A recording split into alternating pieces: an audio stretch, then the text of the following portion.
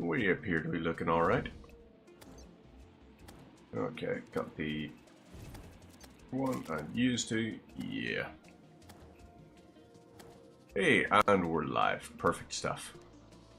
So, we are now in hard mode, which is immensely difficult, comparatively. We are taking like 100 damage every time we get hit. Our weapons do basically nothing. So what we have to do is try and find something to help in even the slightest fashion. So we've got copper and all along the surface. We need to start looking for like adamantite, chlorophyte, all that kind of stuff. Okay, there's a little bit of corruption. Whoop. Grab this here. So yeah, we gotta try and find some things along here. Oh great. Yeah, corruption has spread to where the jungle was before. This used to be jungle. Why are you not jungle? Let's go ahead and try and kill the corrupt slime. Oop. Whatever that was, it hurt. Okay, so Beekeeper is our current sword. Okay, Beekeeper does alright, and it can be used for sustained DPS. So the corruption has only spread so far. Chlorophyte detected nearby.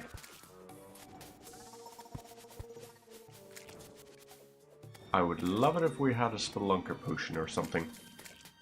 That would be fantastic. But I don't think we do currently.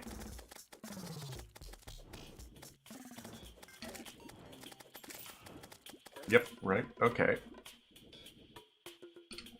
Chlorophyte detected. It's not that.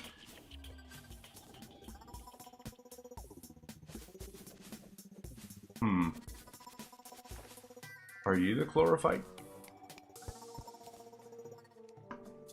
Let's try getting rid of the mud block. You're just silver. Drat, drat, drat. Right, okay. Let's magic mirror back here, and we're going to just drop off everything we can. What are you? You're... no. I don't like your presence. Right, so we can find chlorophyte there. Ooh, Spelunker's potion. That's maybe going to be the thing we need. Shine, archery, hunter, titan, leopard, danger sense. No Spelunker potion. That's unfortunate. Shop, can you sell me? You're not going to sell me potions either. Do you sell me anything good? Nope, just clothing. Let's try the merchant then. Shop. Gold dust, sharpening stone. Ooh, there's an idea actually. What we should be doing. Let's go use the bewitching table to allow us to summon another, and we can have 2 imps, 2 ordnance. Yep, there we go.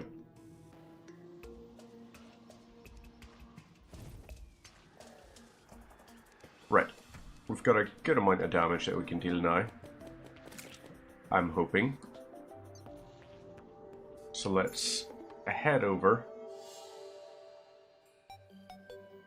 across into the dark area, the corruption, not the dark area.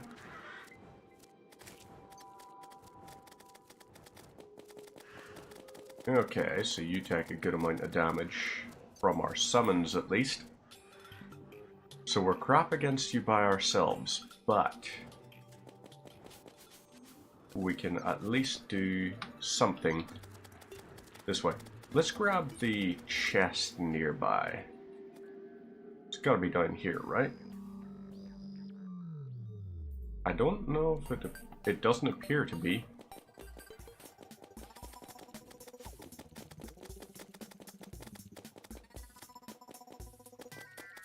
Right, let's try the beekeeper then.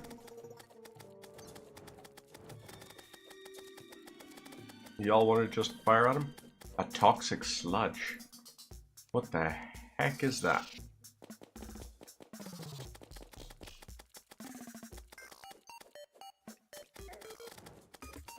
Okay, that's like 80 damage it hit. That's ridiculous. Cobalt detect nearby. Oh, is the cobalt down there? The cobalt might be. Bombs. Let's equip some of these.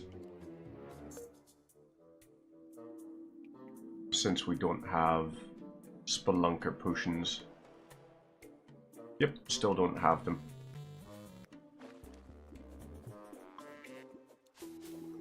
Wait, are you Cobalt? Hey, Cobalt ore. Yes, you are. Okay. Bit by bit, we'll try and get some more Cobalt.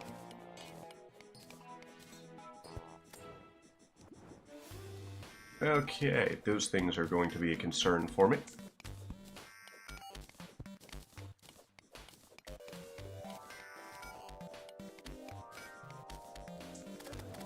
Oop. 50 damage from it. But it died anyway. Right, life crystal detect nearby. Can I? Okay, I can still do a decent bit of damage, and between the knockback and confusion, should be able to stay immune. Right. Let's toss this across here. We're gonna try and dig our way down into some bits. Ooh, there's Topaz.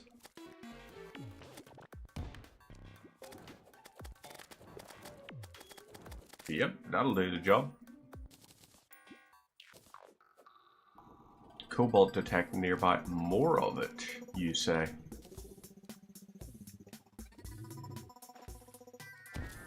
So if we open that up,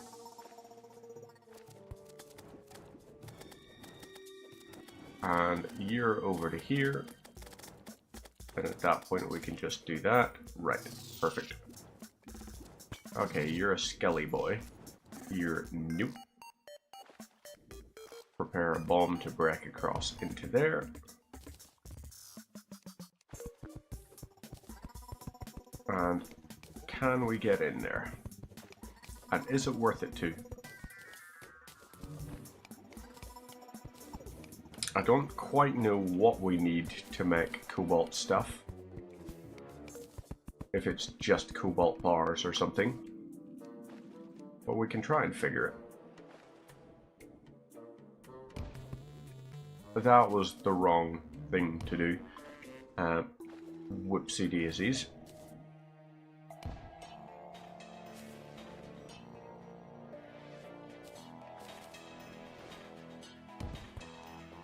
Okay, that's just silver.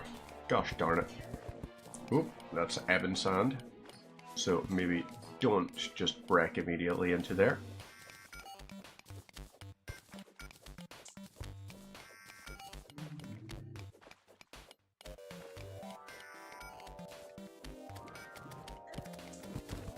Okay, damn it.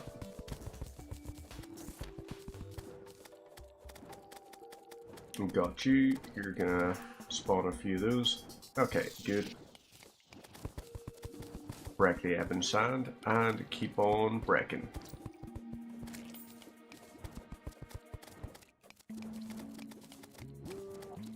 So, those done. We can get rid of the dirt block for sure. Get rid of rotten chunk, I guess. We've got those. We got the mummy mask and silver ore out of that. That's not that great. Was that 140 damage, basically? I think that was. Well, crap.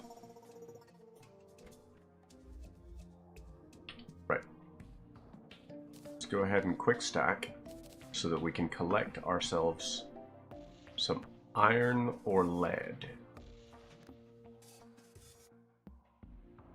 Lead and iron. We'll grab some of these, and we need wood. Just standard old, plain old wood. I don't know where it is in my chests. Rich mahogany. We could try a rich mahogany chest from that. Right. Bars, iron. Let's grab some of those. Some lead. And a few cobalt. Ooh, cobalt. Cobalt chainsaw, you say? War axe? Or repeater? Cobalt sword, Naginata. Ooh, the Naginata is tempting. It is tempting for sure. I would rather the mask. Let's go ahead and craft that. We can get rid of the ash grass seeds. Cobalt mask. Go ahead and equip that. It's going to reduce our summon limit. But what odds? I'd rather us be able to actually do things properly. How do I do chest? Do I have to be beside the sawmill or something? Wait, I am beside the sawmill. Oh, that'll be why. Metals and bricks. No, wait, no, it won't. Let's find out what we need for it. Guide up here. Hello. Crafting, and I want to see what. Can I make a rich mahogany chest? I can. 8 rich mahogany and 2 iron bars. So, by this logic then, oh, so it's a workbench thing. Right, okay. Let's pop you there and you there. Now, you are going to be, right, some metals and bricks. We're going to put all of the stuff into there that we can. Quick stack. You are going to be, oh wait, cobalt, yeah. Let's put the cobalt in there as well. You and you. Iron ore. And if we go ahead and sort, what do we got? Lead, iron. So for this, we're going to go for, this will be accessories. And that's what we're going to go for in here. You're not an accessory, so we'll not go ahead with that. And then you are going to be, oh wait, you are the accessory one. In here, we're going to do general materials that we need for lots of stuff. Right, Muramasa, 13%. Okay, Muramasa is just not better.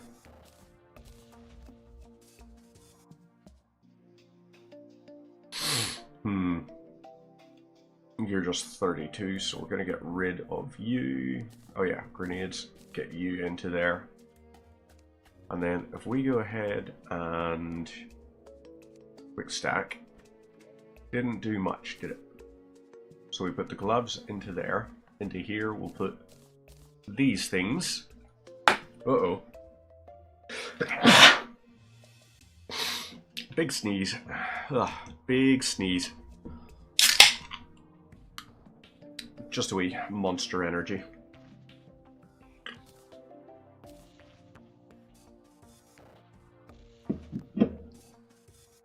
Trying to counteract some of the drunkenness from this afternoon, because I was out with work ones. Right, gardening and farming. Sure, put the mahogany away. You are everything else apparently. So you're going to be books, spikes, coffee, ash, gel, mushroom.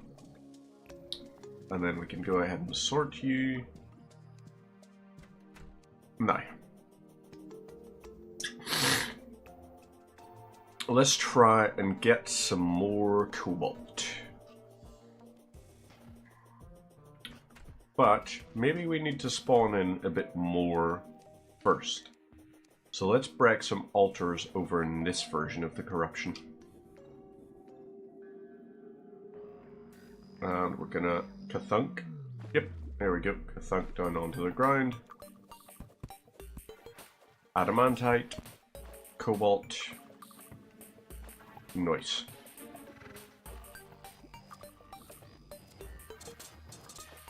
Yep, I'm happy enough with that. Keep firing. Okay, that mimic is going to be a hazard. And yay! We have... Oh, wonderful. That's... I love hearing that. And there's no knockback against those things? That is concerning. Oh, I just realized, without the thing, we don't actually have something to tell us what the most valuable ore is nearby. We got rid of the one accessory we're probably going to actually benefit from the most. So, break this, mithril, adamant, cobalt.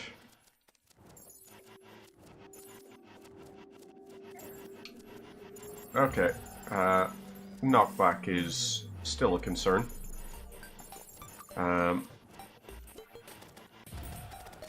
Yep, let's hit you, and this will spawn bees that will hopefully go the other way and protect us a little bit more.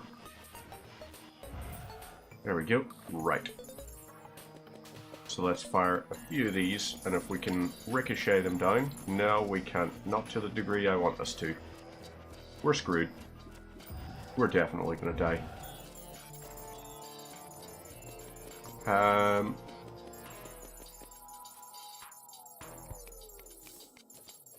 Maybe less dying than I expected us to be doing. We might just get some decent cobalt out of this.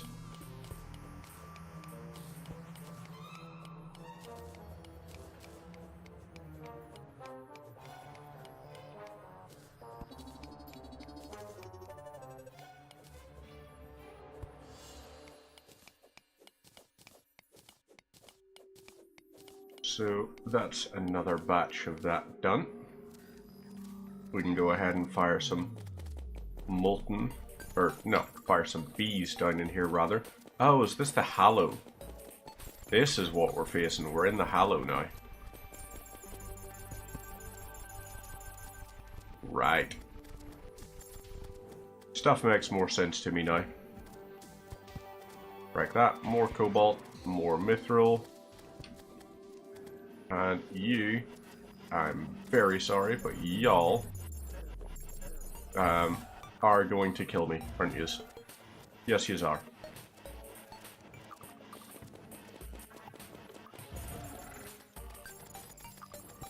Another one of that. Okay. World's blessed with adamantite. Ooh. Okay. That's alright. I can work with that. Lost the gold, but we got a lot of cobalt out of that, which I'm okay with. So, down we'll go. Smelt the cobalt. Got 14 bars out of it. Alright. Cobalt war axe or chainsaw. Or repeater.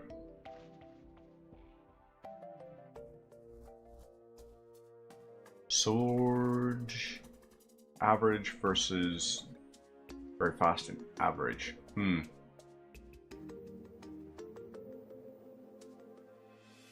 know what? We're going for a cobalt repeater. And we're going to try that.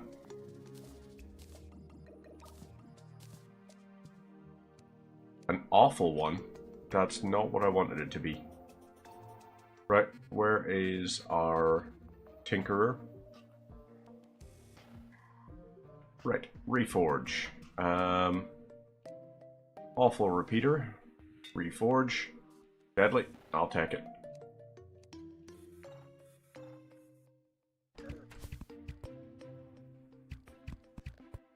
Okay, so not great on the amount of arrows there are from it. Rate of fire is a little bit poor, but it'll depend what the actual damage output is like. So I guess, while that is going on, let's go across and see if we can't find some chlorophyte. We'll try that and see what it's like.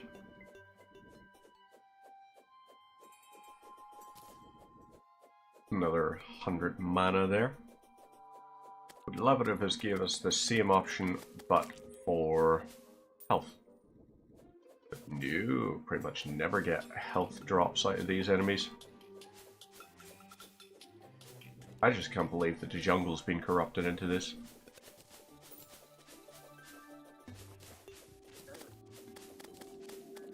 Even just a basic slime, a green slime, is still immense. I'm an idiot again.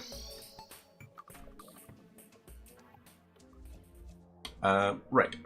This here. Nope, not this chest. This one.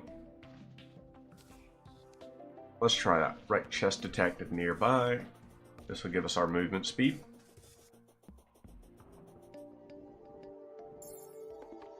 And we can move across the way.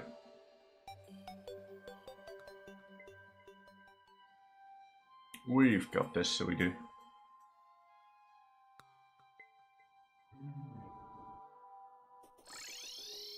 Why did I... That was just straight up stupid on my part.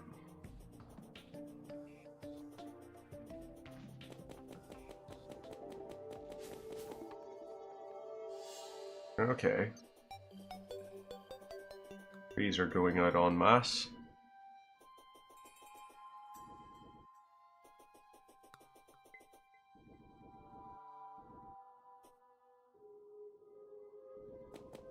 Corrupt slime. Yeah, you take basically no damage. Oh, this is a chance to test out.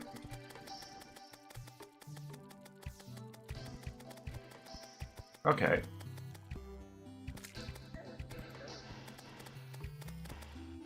Okay, 40 damage a pop. I can work with that, and the arrows pierce.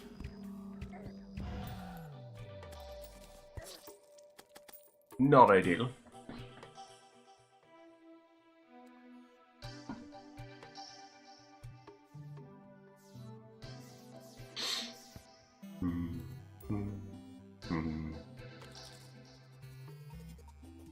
No. We're not having the level of luck I would want us to be having with some of these enemies. So we're probably going to have to get very good at just running away.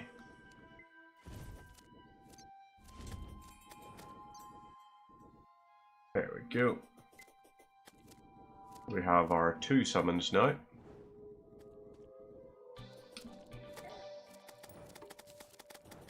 Let him take his damage. And we're going to go avoid taking ours.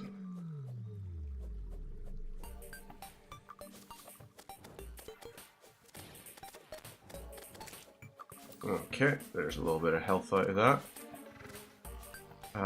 Chlorophyte is still detected.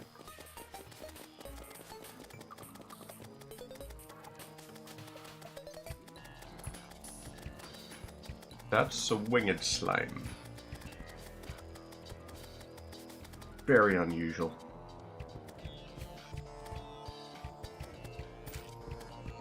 Okay, you're done. As are you, and now we just try and hit you a few times. Okay, so you do a bit more damage. You don't have the homing I would like you to have. That's my only real concern. That and pretty much everything else.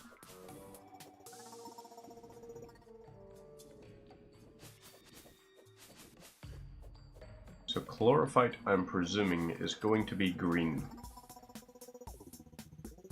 The reason I'm presuming is because I cannot say that I know, because I do not. That's a jungle creeper.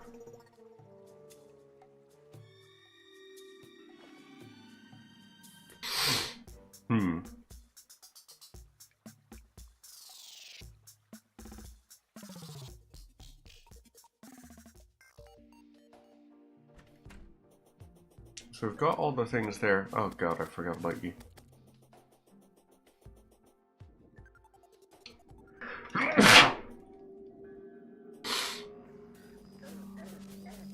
We're gonna try and go along here and summon one of each of yous. Okay, that sword did like 60 damage there.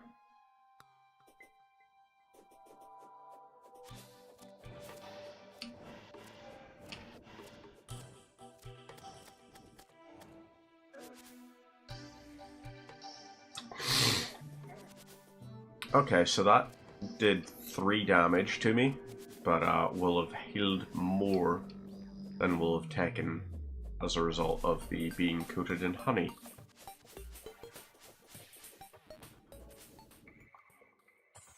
Okay, these are headed over. You know what? Don't want to be going that way and messing with it. No. Not going to do that.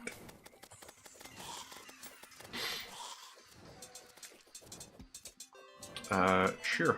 I'll confuse you.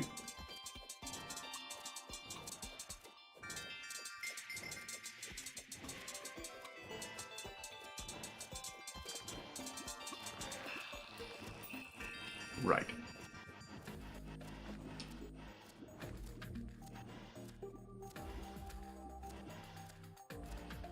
I do not have any things, like any of the like Soul of Night kind of stuff. You're just a snow zomble? Yep.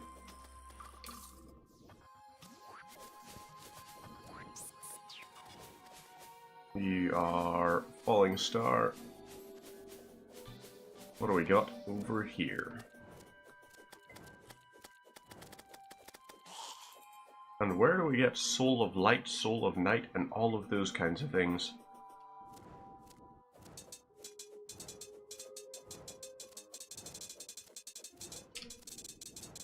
Okay, let's let them do their thing.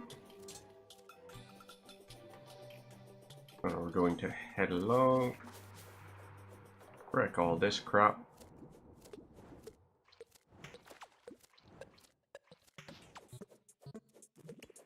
Okay.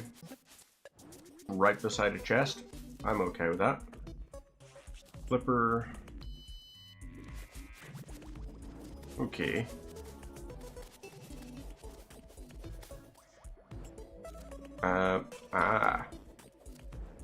Right.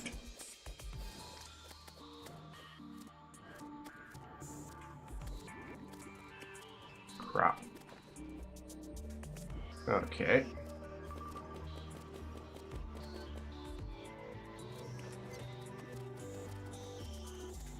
So the crabs aren't going to drop shark fins or anything. Those are only going to drop from a shark. And the shark doesn't seem to be spawning yet.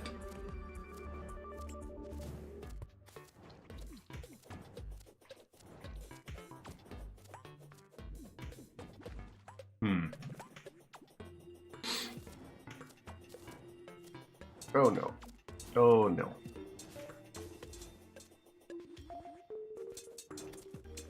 Do not like these possessed armor guys.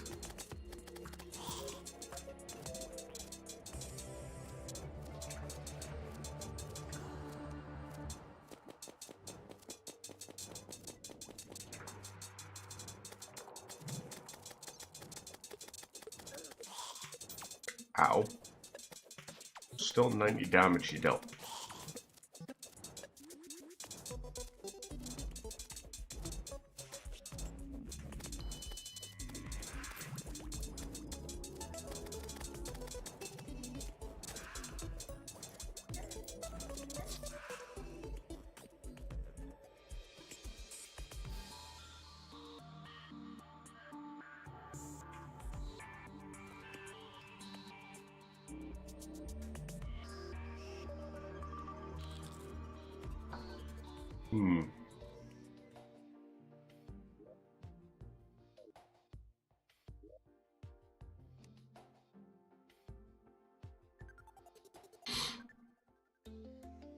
What I think is actually possibly going to be the better option, because Terraria is not vibing right now.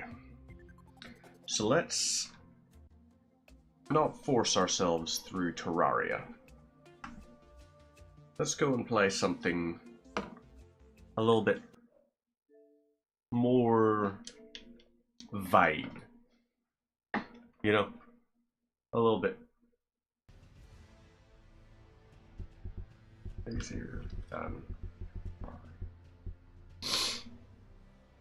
And this will be Elden Ring, as you can possibly guess from the music. Here we go, update that.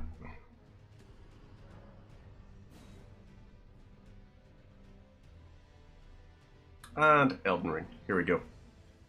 This is hopefully going to be something a little bit better. Hard mode Terraria, I don't know. It's not a Friday feeling. Actually, no, it's straight up not a feeling. It's one that's going to have to be worked on pretty significantly.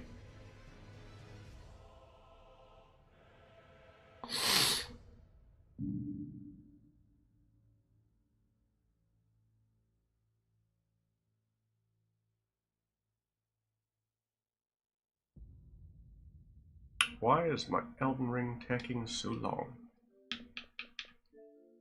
Let's try that again.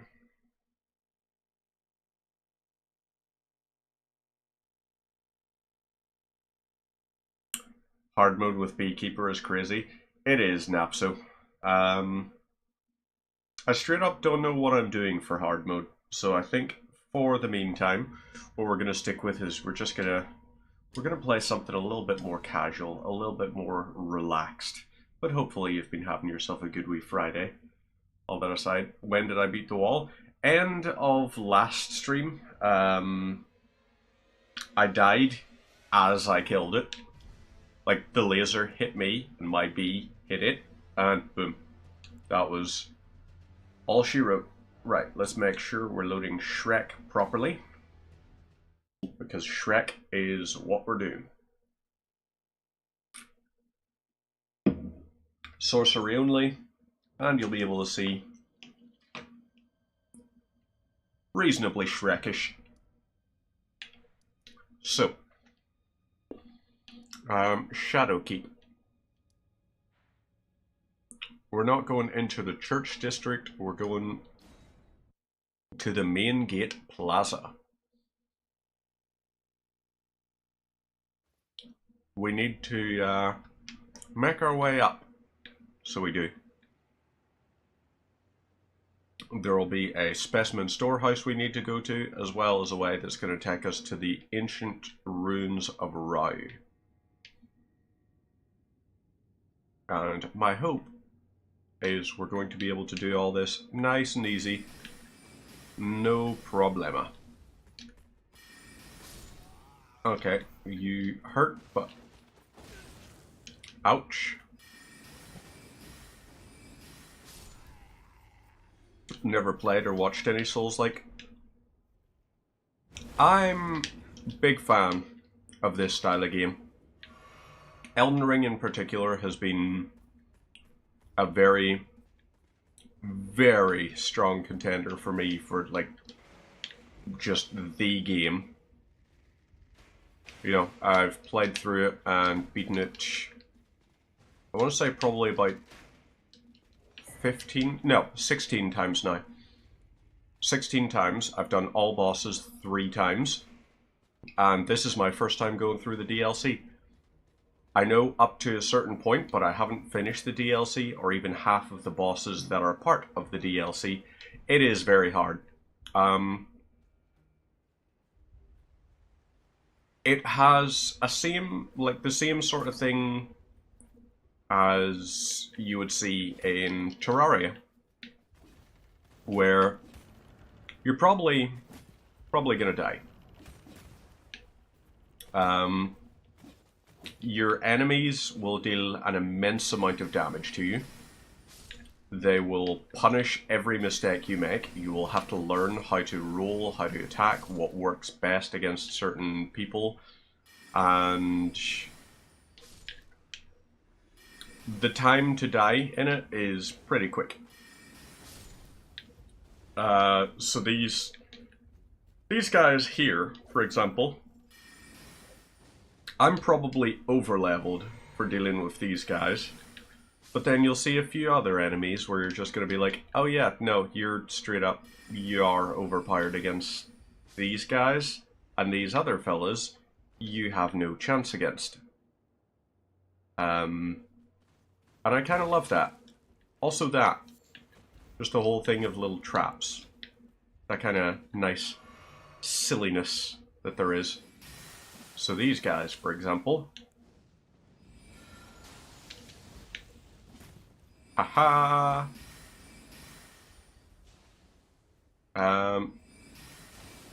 Ooh. You can knock people out of mid-air though, so that's nice. Why am I Shrek? Oh, I just decided when I was creating a character that I just wanted to look like Shrek. There's not really a thinking man's reason for it or anything. As a matter of fact, a thinking man straight up wouldn't do this. A thinking man would just go like, that's stupid, let's not. But while I have created lots of different characters that may look fancy or may look cool and everything, I'm very silly. Can I parry? No.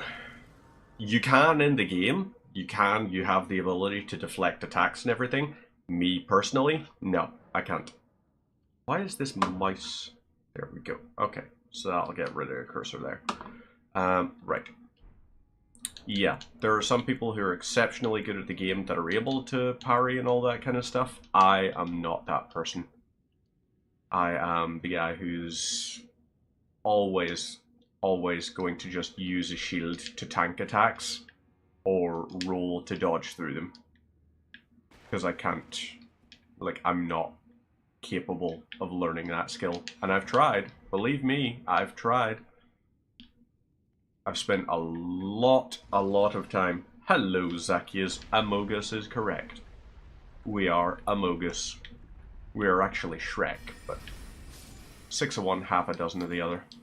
Ember of Mesmer. Mesmer as a boss is going to absolutely wipe us. Okay. Yep. So this here, one of the things, friends obsessed with them. I don't blame your friends. Like, this is a game that is really easy to lose yourself in. Sure, there was even, what did you call him? It was some MMA fighter or something who was out for a period after a spinal surgery. So he wasn't actually doing as much training or combat or anything like that there.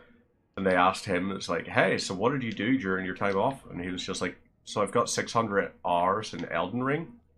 And everyone was like, I'm sorry, what? And I was like, yeah, 600 hours sounds about right.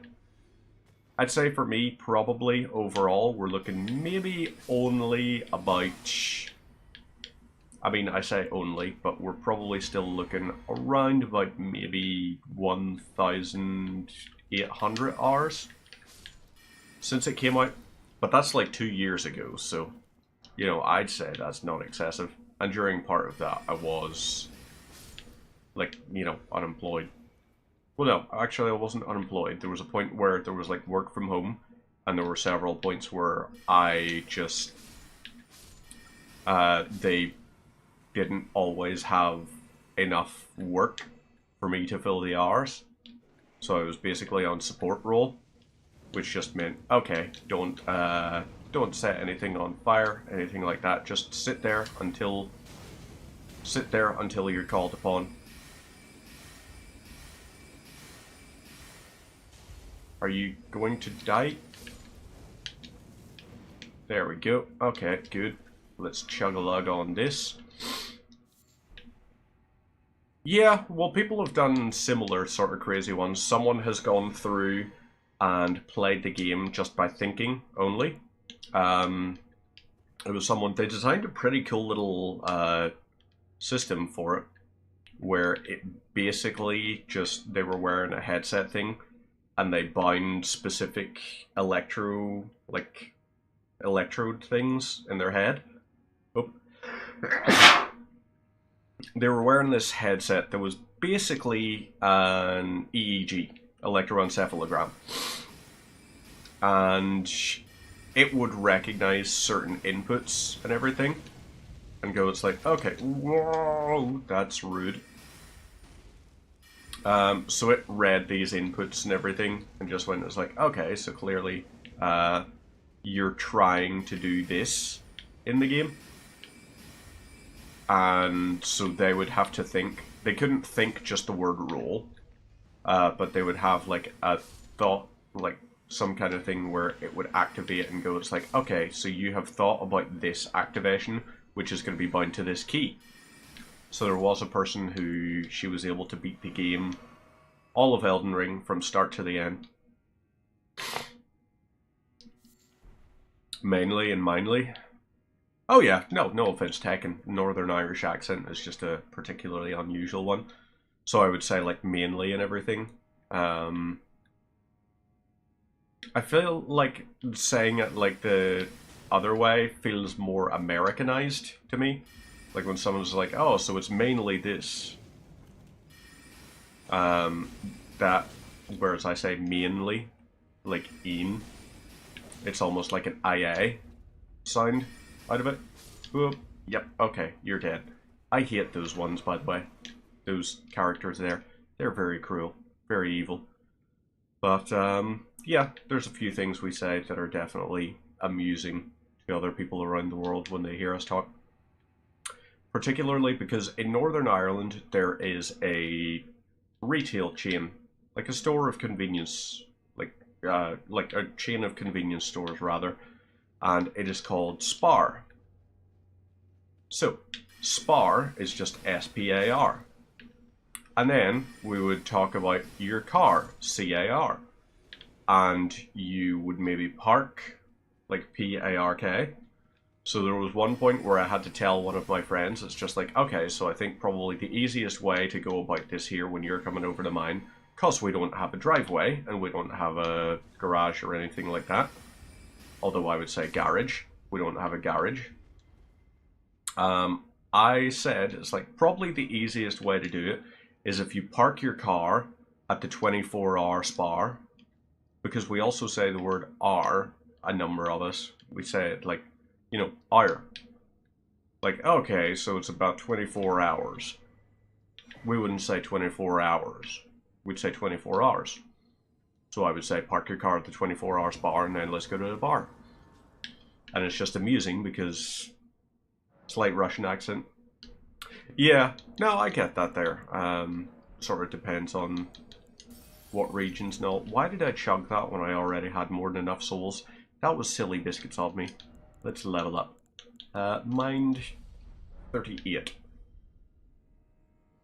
But yeah, we do have fun little accenty things. I'm fully aware that, you know, we don't sound. I don't get the people that there was this thing that was just like, what is like the sexiest accent in the world? And British was among the sexiest accents, but specifically they also said a subset, they were just like, oh yeah, the Northern Irish accent is very sexy. And it's like, you realize we don't all sound like Liam Neeson. You know, I'm from not that far from where he's from, but we have very different voices. And instead, what you're more likely to hear is a Northern Irish voice, which is more like, "Here, love, here, can you go in their shops? Can you go in their shops and buy us 20 cigarettes?" You know, that's that's not an appealing voice to me. That is not a voice where I sit and think it's just like this. This is a cool sounding voice. To me, that's more like, okay, that's bordering on annoying. But there's a lot of ones that have that sort of accent. Obviously, you get some. Soul of Cinder, Dark Souls 3 final boss. Yep. You are correct indeed about the name. Soul of Cinder is a pretty tricky fight as well. You know, anyone that can just beat Soul of Cinder, I've managed to go through and defeat it and all, and I was like, this was tricky. This was tricky. It's not a fun, pleasant, happy time to defeat that boss. You're talking many, many hours of many, many tries. I think it was probably, for me, among the hardest of the final bosses. Because Dark Souls 2's final boss was super easy. Even Dark Souls 1's final boss, for me, by that point, super easy. And I didn't even know how to do the parries. Dark Souls 3, on the other hand, Soul of Cinder, just, he felt like a real, true end boss for the series. And he kicked my ass. Not ashamed to admit. Hey, Fox, how are you doing? Are ya well? 'Cause you're looking well. Have you been doing much of the old Elden Ringing?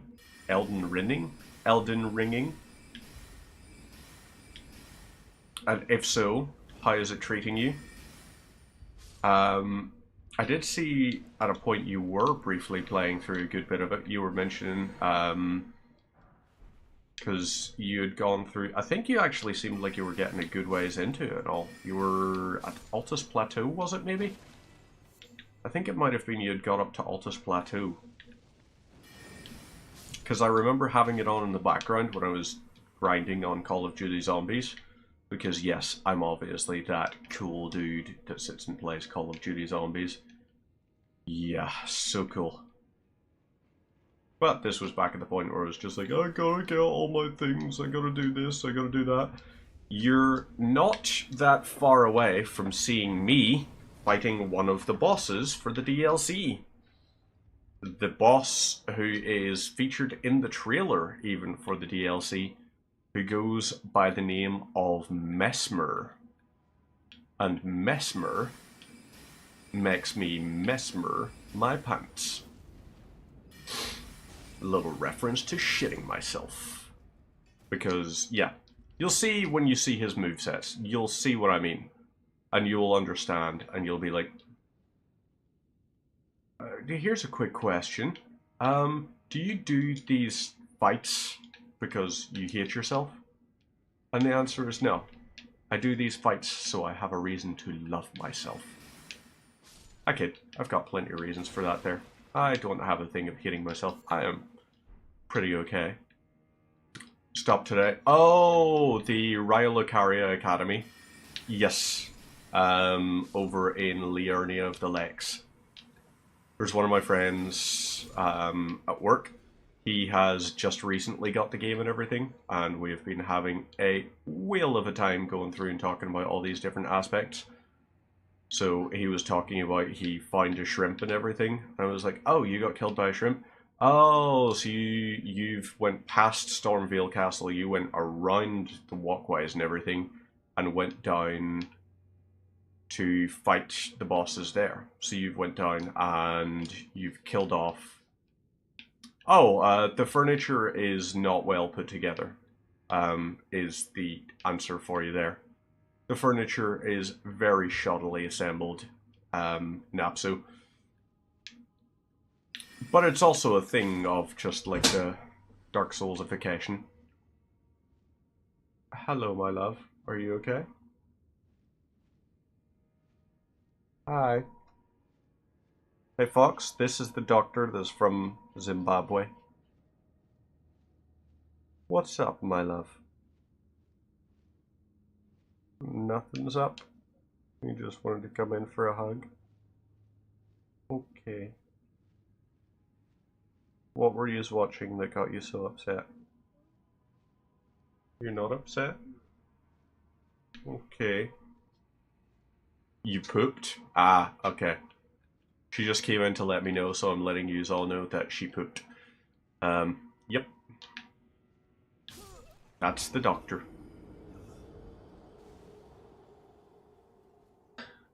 And she just gave me the middle finger.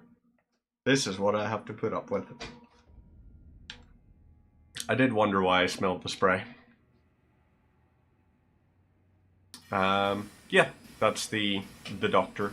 Not the standard doctor as you may think of. Instead, a doctor of the research variety. A very intelligent, well-read doctor who does lots of things. Australian accent the most. Australians got a good accent.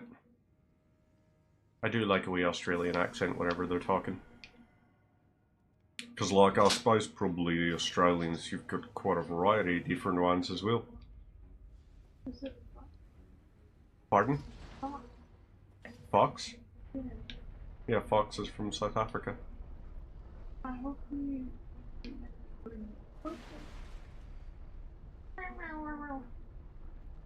Fox has not been greeted by what does the fox say, but I will be sure to remember that going forwards. I just do the standard old man, are you well, because you're looking well. That's the one I just do as a standard, but I will be sure to remember. So yeah, Fox, I apologize to let you know. The other half has stated that whenever you join, you're to be greeted by me saying to you, what does the fox say? If you're familiar with that song. It's, oh yeah, it's also just the weirdest fucking song. It's so strange. Was it Eurovision? It sounds like it could be Eurovision.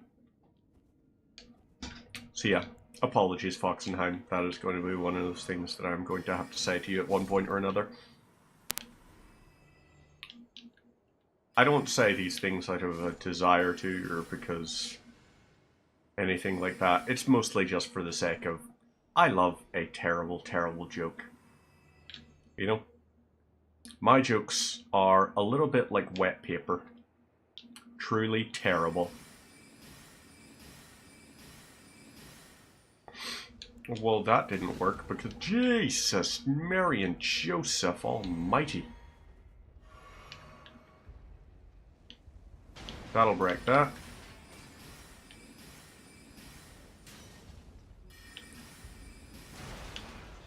Ouch. I'm gonna die. Okay.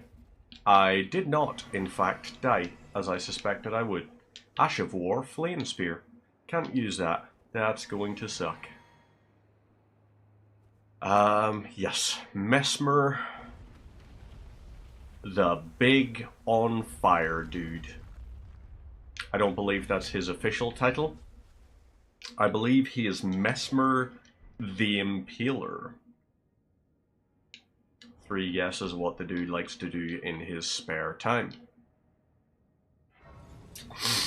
But he also highlights out a fun little tidbit about Elden Ring lore, because I don't know if you're aware of this, there are no good guys really in Elden Ring. Pretty much none. Do I have? I don't have 100,000. I'm just gonna die, aren't I?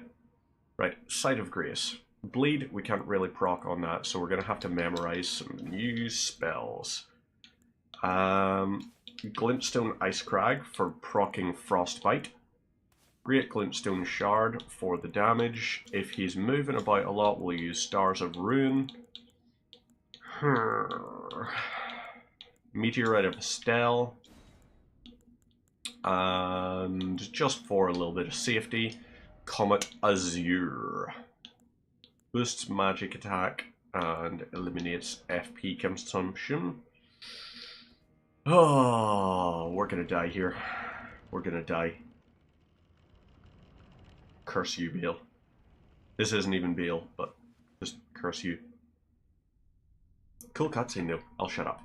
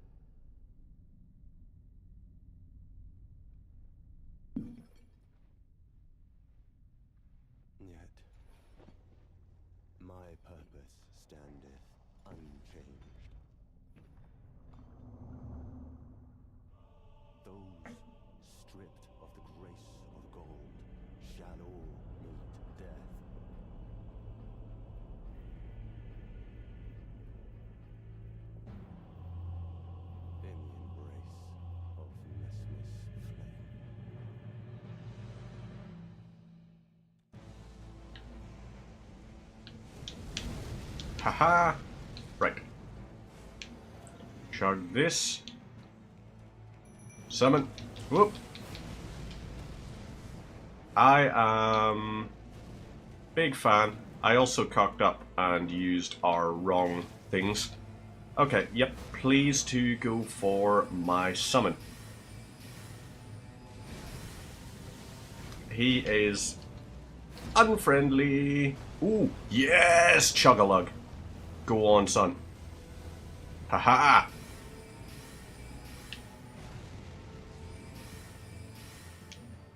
We can chug this. Oh, nice try. Biscuit. You, my friend, are a biscuit of the silliest variety. You are, in fact, a silly biscuit.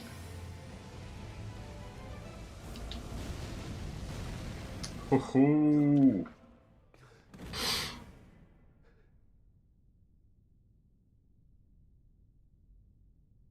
So, see the way he's got serpents all around him?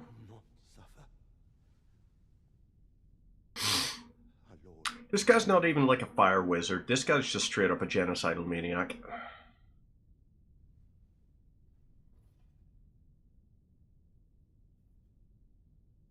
No, Mother. Forgive me. Mage is OP. In the DLC, in the base game, some of the enemies wipe you so easily. Oh, if you don't like eye things, look away.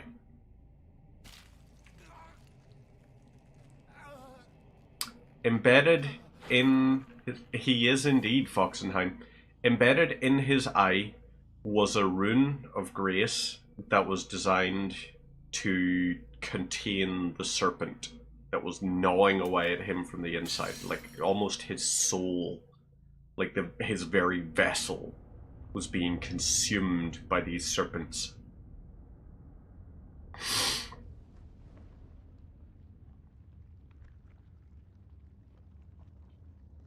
And now we get to see what his real thing looks like.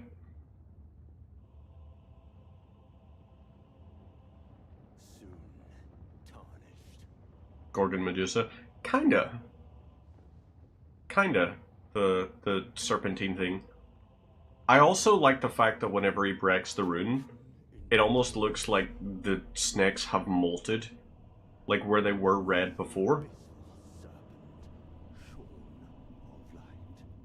They are white now. Okay, ouch on that one.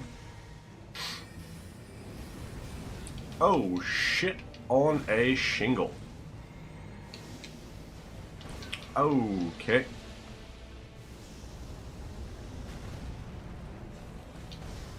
Okay.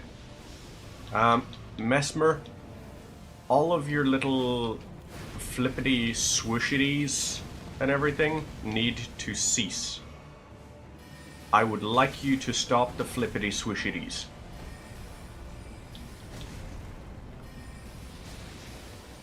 And I would like you... Ouch. Okay. Okay, yep. There we go.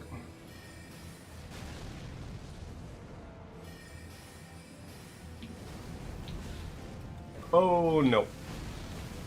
Don't you die on me, batteries.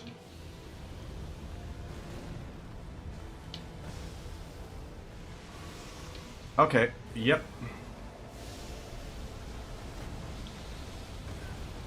Ouch. Yes. Do it. Do it. Do it. Do it. So that I may... Yes. Mid-level boss. So he is not the final boss, as much as he's like the big bad. Also, can I just point out, first try as a sorcerer. So I'm happy with myself. Particularly for the fact that my colleague Sloaney, lovely fella, he and I have several of the bosses where some of them I'm just like, oh yeah, that boss, I was able to kill that boss, and he'll just be like, first off, I love that for you. Secondly, I hate that for you because, god damn it, that boss took me like 200 tries. Other times I'll be like, yeah, I died to a rat. And he'll just be like, oh, that? Yeah, I was able to kill that pretty easy. It feels like some of the bosses, there's a randomizer, I believe, that happens where whenever you first install Elden Ring, it will randomly pick 3 bosses that you are going to struggle with and going to die to. And it will pick 3 bosses that everyone else is, like, they cannot beat these bosses. But for some reason you will be able to be like, yep, no problem, got him. Right, so we're now 40, 30, 11, so we'll put our strength to 15, arcane to 10, faith to 10. We're gonna have to start doing a few things. Oh yeah, this poor character. This person wanted revenge for the genocide of their people. So you're meant to summon this person in who helps you kill the boss, Messmer.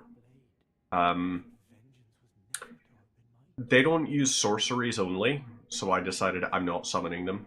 So I denied them their vengeance, and for that reason, they will come back as an enemy later. Vengeance was not mine to enact. Where now should I point my tired blade? Yeah. It's... So, Dark Chamber entrance and Messmer's Dark Chamber are all sorted. So, Storehouse first floor. Yeah, it is really nice because in the DLC, there's a lot more consequence to things. There are actual, like, quests throughout the DLC that you can follow. And, you know, when you look at it, we can see here, okay, there's the Horn Scent there. We've got over here with Needle Knight Lita. We've got Dryleaf Dane. Each of the NPCs has something to do as a quest kind of thing. And depending on what you do, there will be consequences or benefits to helping them. Some of them, if you help them, there's a consequence for you later on. So it feels like there's an actual world built up out of this, which I very much appreciate. So, right, we've done this here. Sloan is not going to believe me when I tell him that I did it first try. He's not going to believe me. Because he's just going to be like, how did you learn how to dodge that? He appreciated the fact that I managed to beat Putrescent Knight, who is one of the bosses. He was just like, wait, you killed Putrescent Knight on your second try? That took me like 20 tries. And it's just like, yes, but don't forget, you managed Malenia in like 30 tries. I took 400, probably. I would say Malenia Blade of Miquella genuinely must have took me around 400 tries. Seek Coffin. Oh, so if I lower that... If I lower that again, can I go further? It looks like I could. But let's not do that just yet. We're going to go down to the storehouse first floor, and we're going to go across to the ancient ruins of Rau. I presume it's Rau or something. It's R-A-U-H. And I say it as H and not H. Side quests, they don't affect the lore so much as the outcome of the thing. The lore dictates what side quests, like why you have to do them, but it doesn't affect the outcome of the game as much. I guess if you look at it as each playthrough being its own canonical thing, then I guess yes, it does have an implication to the lore. But because of the nature of Elden Ring and Dark Souls and everything, you're able, once you complete New Game, to go into New Game Plus and all. You can keep going through as many times as you like. So there isn't necessarily a, oh, this is the end. It's more a case of, oh, this is just something that's happened in your playthrough. And then you can go and do another playthrough that's the exact same. Or you can do things differently. For example, one of my characters that I went through, gross. one of my characters that I went through, I was just like, okay, so we're going to do this here, and we're going to... Yep, ouch. Oh, didn't actually take damage out of that. I'm just running past these guys because I really hate these creepy jar people. And you'll see why I hate. Are you gonna... Yep. There we go. Yes. So, those are why I hate those things. It's blended human. Actually, not human. It's blended horn scent. And when I say blended, I do not mean in a sense of it's just like, oh, blended, like blended cocktails because they like a drink. No. It is, they were, all of them, forced and just completely fucked up to arrive in that state to actually fit into the jars. The jars that you see contain actual living creatures. And they were not created with beneficence. There was a severe malevolence behind their creation. They were... Actually, generally speaking, if you see something in Elden Ring, what you can safely assume is there's a distinct level of fuckery that went into the creation of this. A little bit like Bloodborne. If you played Bloodborne or anything, you're probably familiar. Or even if you've watched any of the many fantastic, amazing retrospectives there are on Bloodborne, you're probably familiar with the whole thing of, yeah, just completely chaotic, destructive outer gods and influences that should never have been allowed to breach into our realm. It's kind of similar in Elden Ring. Because in Elden Ring, you actually have also other outer god characters. And many of them are just completely screwy. Such as you have one that is called the Formless Mother, who, she will set the blood of her acolytes aflame. She created what is called the Blood Flame, which is just a nice way of saying she sets people's blood on fire while it's in them. And that, to me, is not the vibe. Okay, back off, dancy person.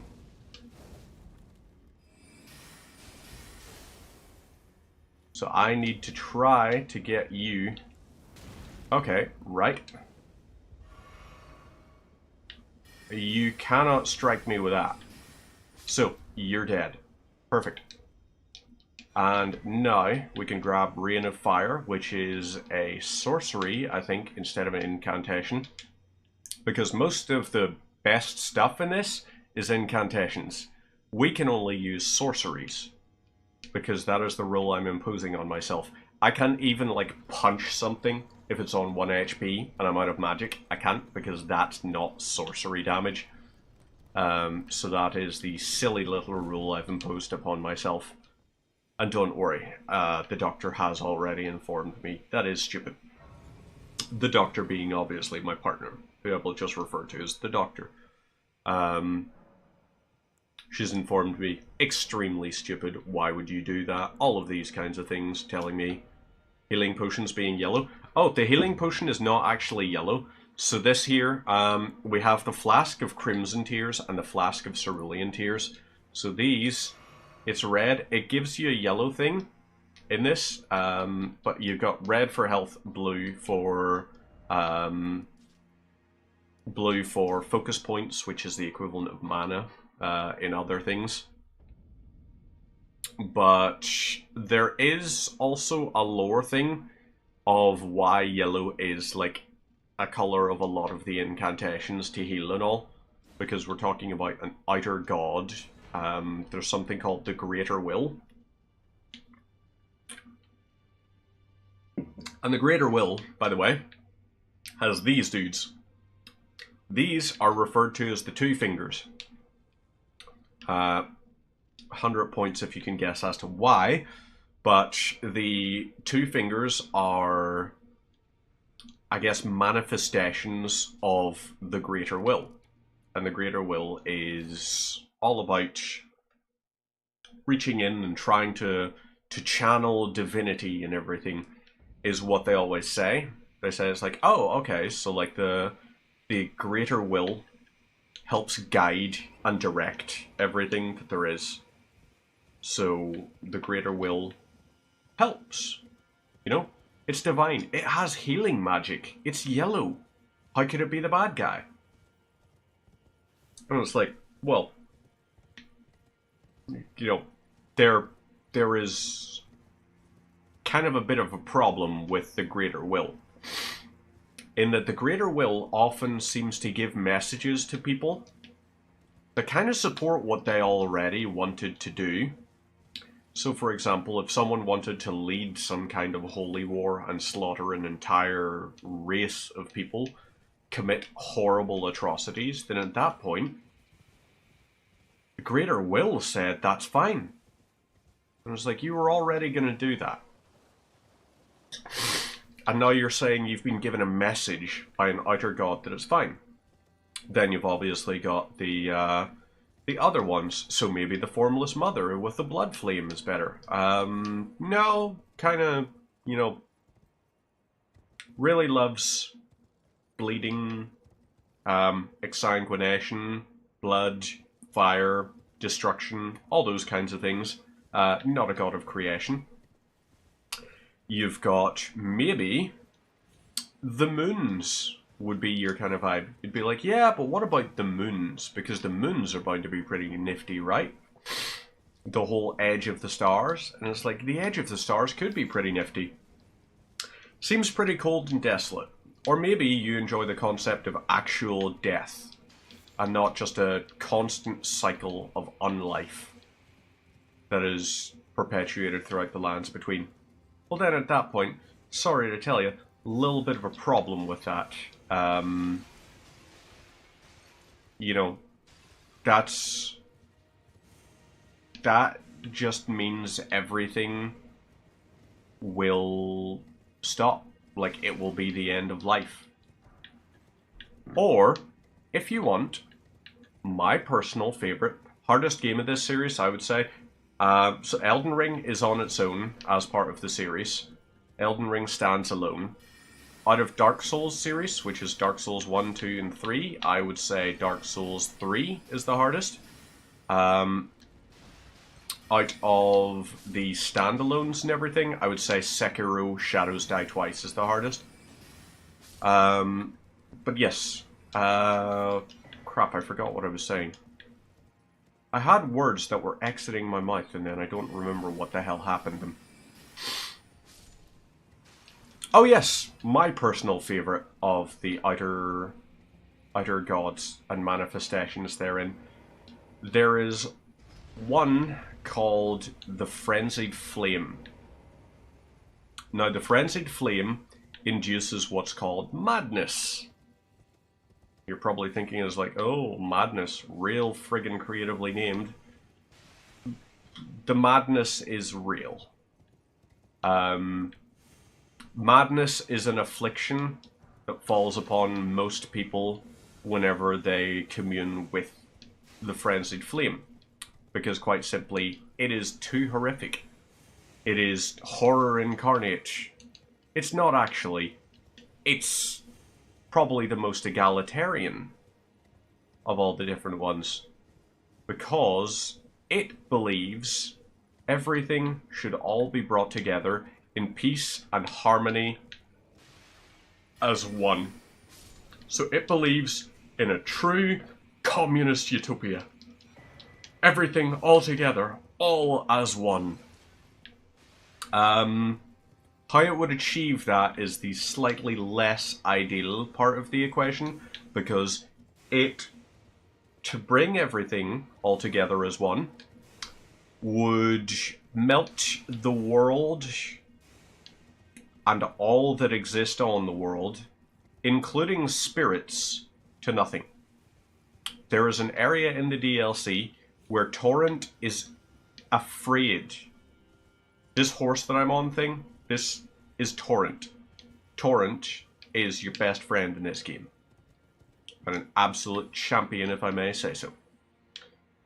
Torrent is afraid to go into one of the areas, called the Abyssal Woods. You don't get explicitly told, but my belief as to why Torrent is afraid, and this is not like, oh, you just can't summon it, so this is me saying is afraid. No, it literally tells you cannot be summoned because it's afraid. My belief as to the why comes down to the fact that Torrent, whenever Torrent dies in this, whenever the HP of Torrent drops to 0, it gets desummoned, and you can resummon it by expending a use of your Crimson Tears. So you give it a life potion, it comes back to life with a bit of health. Slight problema. The Abyssal Woods have a boss in the Abyssal Woods which is a Lord of Frenzied Flame, meaning a manifestation of the Frenzied Flame, potentially thereby meaning Torrent could permanently die. Because the Frenzied Flame has the capability, it is the only thing that is referenced in Elden Ring that has the strength and the power that it could not only burn away your flesh, but it will melt your soul, your spirit, your life force, your essence, your anima, whatever you choose to call it. It can melt that to nothing. So the Frenzied Flame, I think, is the coolest. Simply for the fact that it has, canonically, the ability to do what none of the other gods can do. It can be a true badass. And also, like, it gives you the option to melt the world together and bring everything together as one. Obviously, melting everything isn't really nice for people. But you know something? If we're all together and we're all the same, that to me sounds like that could be the end to the classism that we see throughout Elden Ring. So maybe, just maybe, that's what we need. If we can't be trusted to not commit war crimes without being melted, maybe if we're melted, we'll stop the war crimes. So there you go. Ghost Rider's power. I've never actually seen or read Ghost Rider. It didn't strike me as one of those ones where I immediately wanted to go see the movie of it, largely because Nicolas Cage, who I'm aware that his acting for me, I want to say is 30-70. I don't want to say 50-50. I would say I enjoy about 30% of the movies I've seen Nicolas Cage in.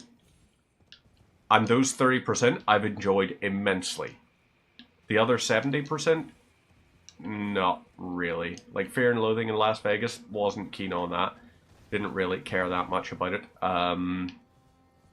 Was it Fear and Loathing in Las Vegas? Or was it Snake Eyes? I can't remember. It's the one where he's in Vegas. I liked Con Air. Con Air, I thought, good movie. I enjoy this. Let's go with that. It's a bop. Bippity boppity boo.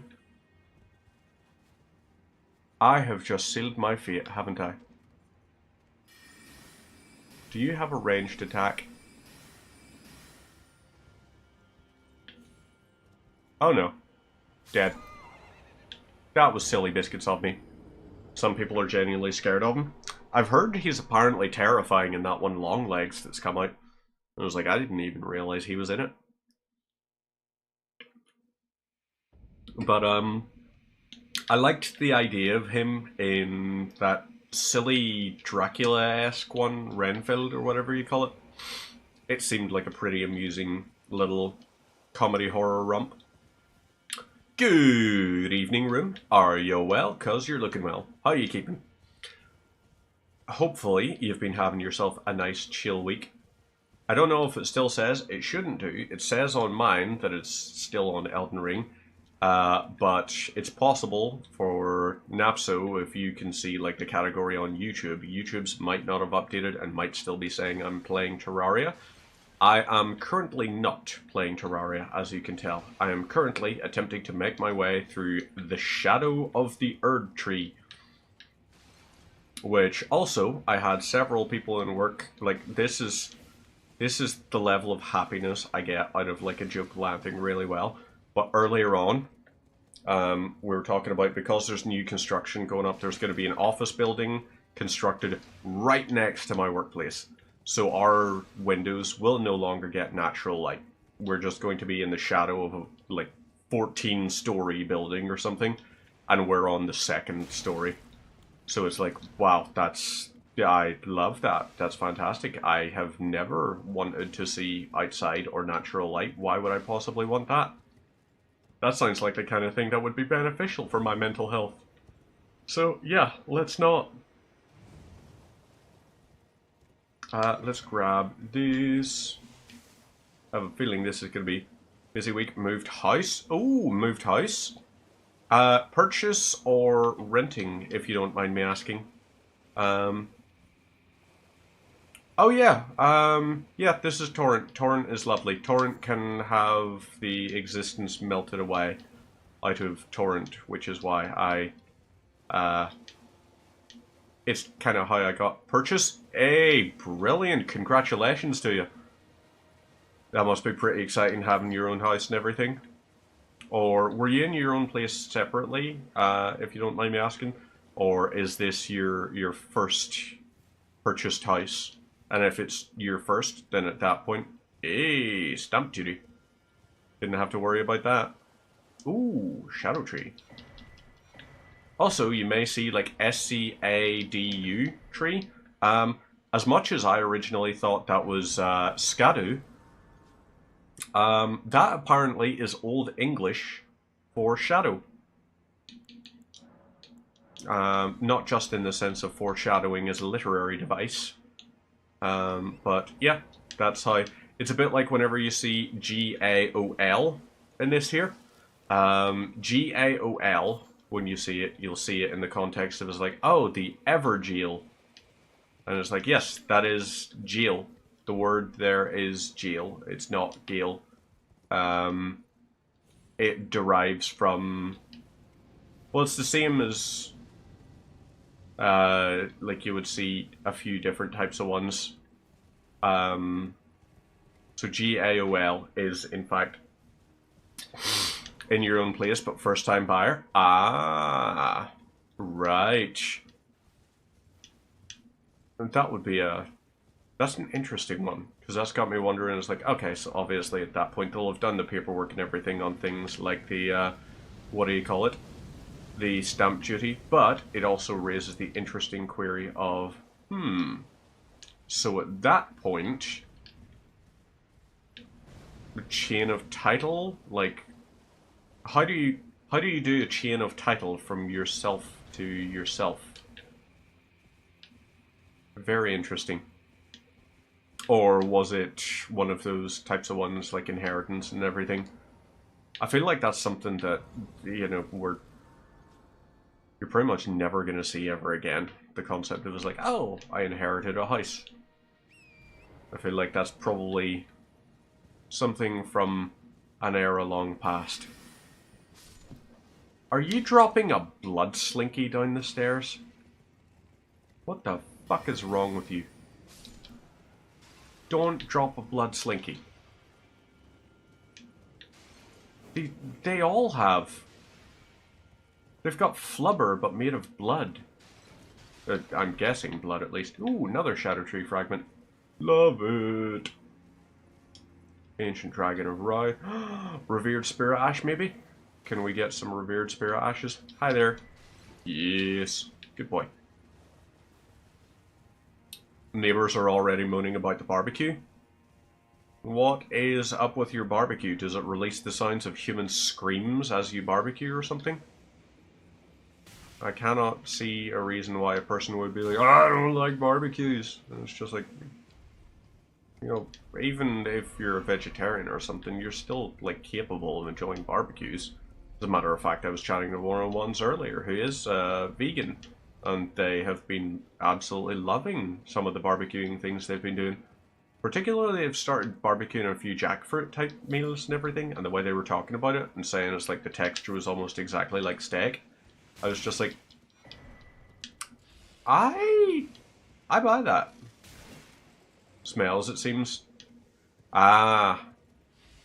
I mean, fair play to the whole, it's like, you know, not wanting to contribute to all of the potential harm that could be caused to animals and everything, but also at the same time, you know, it's a barbecue. Like, it's gonna smell.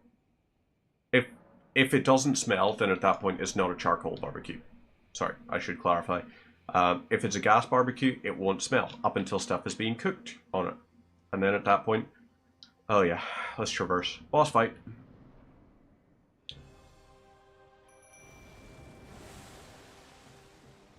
So, you're interesting. Okay, you have a Godskin Noble-esque attack. Oh, you can proc Rot. Right.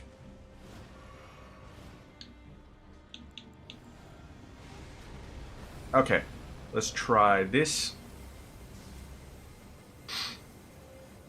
Okay, ouch. Oh no!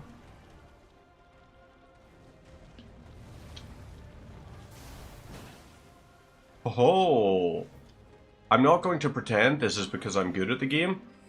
I'm going to more acknowledge the fact that this is... I'm getting lucky first time rolls and hits and things of that nature. Oh, there we go. Knew it wasn't going to be a first time win against you. Romina? Can you sell emotes here? No. No, you can't sell emotes. I'm sorry, but... If you're a graphic designer, then at that point, don't do that. Asking, can you sell emotes? I'm sorry, no, that is not an appropriate way to market your side business and everything. If it's your main business and everything, then also at the same time, like, cool, good for you and all, but what a question.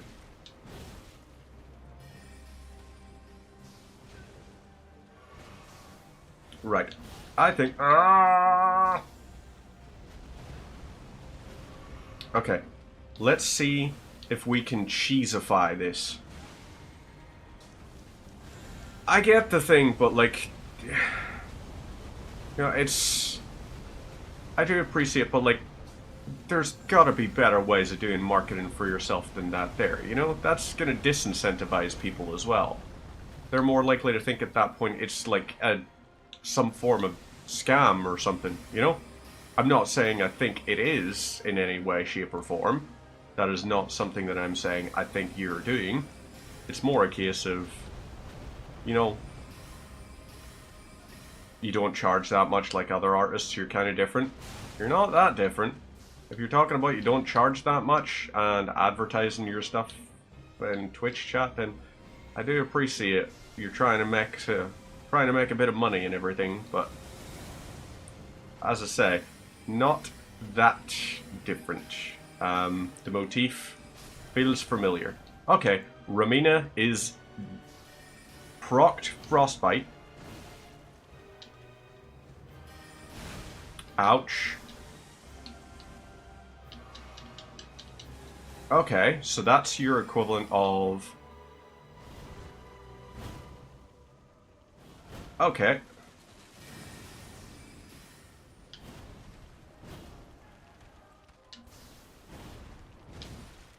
Right. And wait for the follow-up. No follow-up? Okay. So you're gonna do that. That is your thing.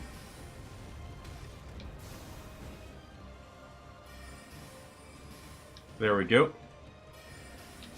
There we go.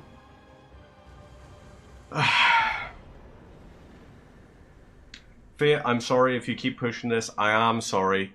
Don't keep pushing your business. You've asked, can you sell your emotes? You've been told no. If you keep pushing this, I'm going to have to ban you. I am sorry. But your whole thing doesn't sound fair to me. You're still doing your sales pitch after you've been told no. Cease. If you have stuff to sell, spin alcohol and whatever this thing is. Really? Okay, right. You can also fuck off, you stupid little fucking viewer bot. Right, where is ban? Bye. Goodbye. Bye-bye. Silly little biscuit. Thinking I'm gonna buy cheap viewers on whatever your shitty website is. If I wanted cheap viewers, then at that point I wouldn't like these people, because these people are lovely people. Napso is a good person who provided me with good help on Terraria. Like about things. That's someone who should ban? That is someone that got banned. That is someone that definitely got banned. So yeah, Napso provided lots of help on Terraria and everything. Room with a View. Me and Room go back a fair while. You know, Foxenheim obviously is someone that I've only met recently, within the past sort of 6 months and everything, but always enjoyable watching. Actually, why the hell have I not... I'm an asshole. Fucking shout out. Yeah, no. Apologies, Fox, for not doing that sooner.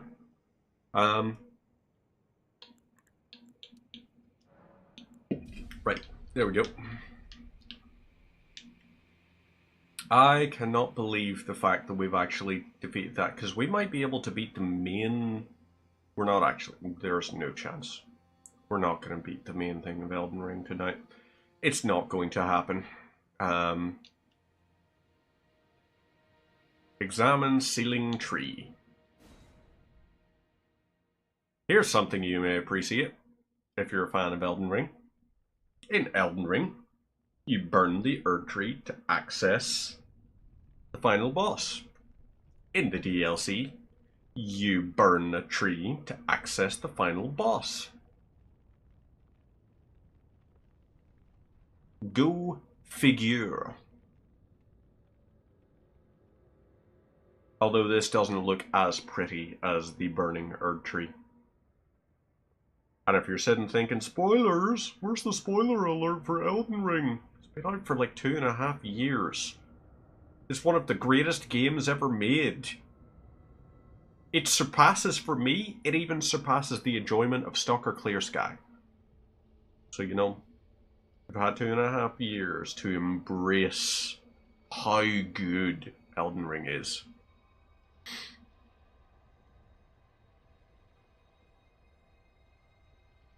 I don't think anyone would be able to not have seen some of Elden Ring at this point. I feel like everyone will have seen some part of it. Whether you go on Instagram and start scrolling, because if I go on Instagram and look at the memes, like the reels and everything, let's see how long before I find... Right, press the home button on Instagram. Literally top post, Elden Ring memes. Literally the top post.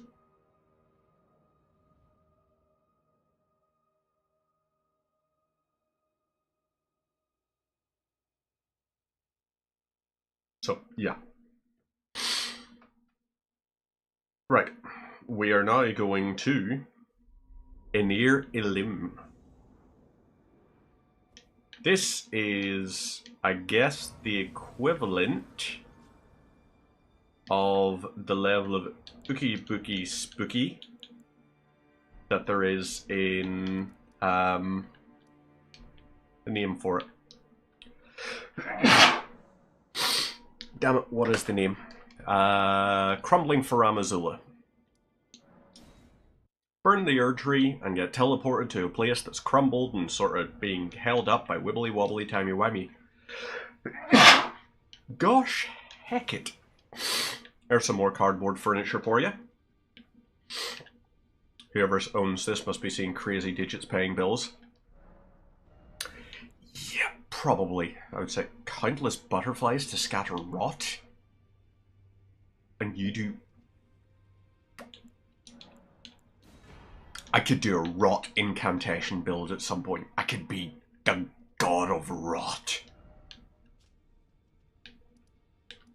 I'm tempted. Right. Inerilim, outer wall. We've got this. We are going to march and succeed and win. So we need 80k to level up. 5,000, 40,000, 62,500. So we're 17,500 short.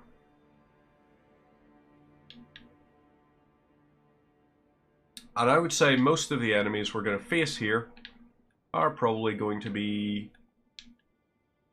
Well, first off, they're going to be the bane of us. Okay, you take... Oh my god, you look cool.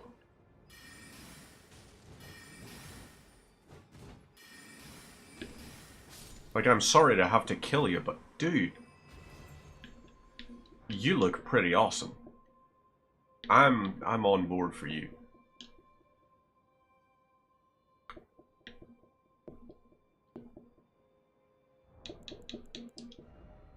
Templates. Where is it? Directions. Down ahead. We'll leave this message and someone will read it and think, oh, I'm gonna... I really hope no one will, but I occasionally do leave a little jokey one like that there. But for the most part, the messages that I see scrawled across the ground are usually something along the lines of, if you encounter a character that is lying prone in any way, then at that point the standard message for you to leave, out of common decency, will be, try finger, but hole.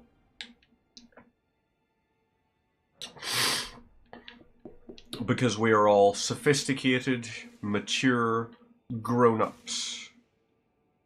We are all very sensible people. You just ran ahead, didn't you? You've slept a total of 5 hours in the last 48 hours? Couple of questions to determine whether or not that's good. Because obviously each person will have their own circadian rhythms, things of that nature and everything. But have you got a single full REM cycle in there? Like a single full period where you go through like light into deep and then back into light sleep? Have you had a single one of those?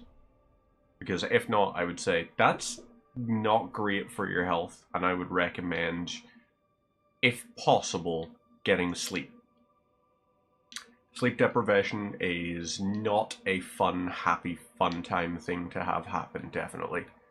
And it increases, God knows how many long-term health risks and everything that may be faced.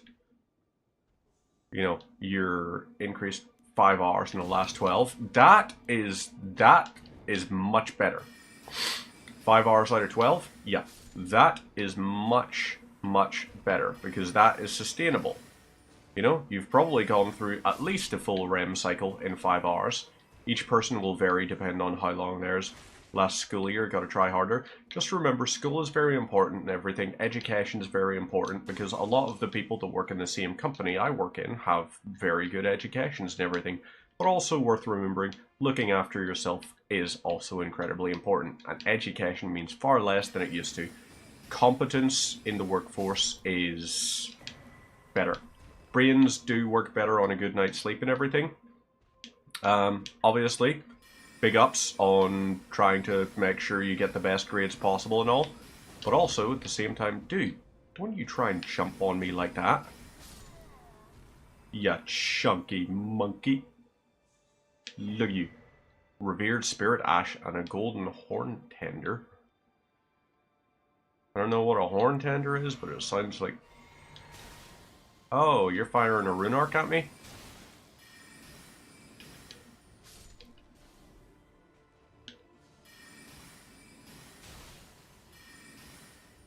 Right. You were exceptionally rude and did a fair amount of damage to me there that I did not want you to do.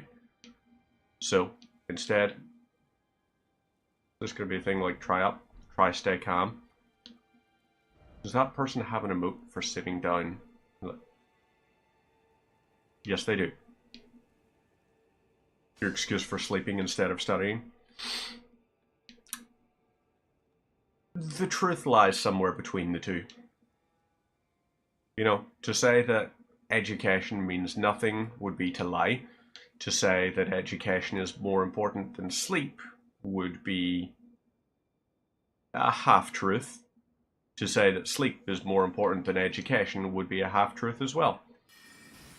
One of the things I wish they would include in education, even in the basics of things, it was like, okay, so we're going to teach people as they're developing to,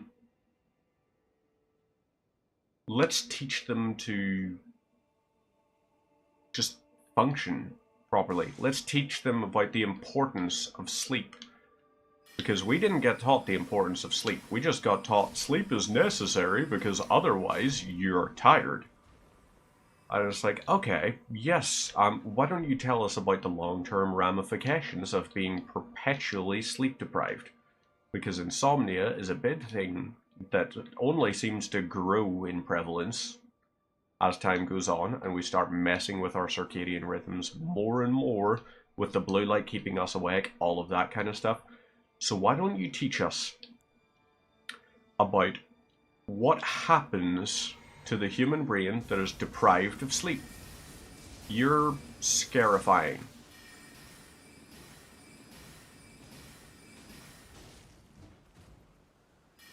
I take it back. You're cool looking, divine beast, but your insomnia is like rabies level. So for you it induces frothing at the mouth, hydrophobia, things of that nature and everything. I kid. Hydrophobia was actually an archaic term for like rabies.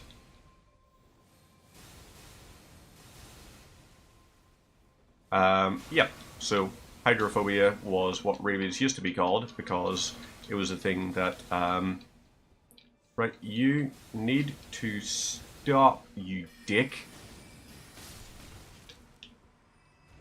That was just rude. Yous agree that was rude, right? But yeah, it will increase the risk of a number of mental health conditions, increases the severity and likelihood of developing things such as schizotypal disorders. Oh, that's where you are, you knuckle.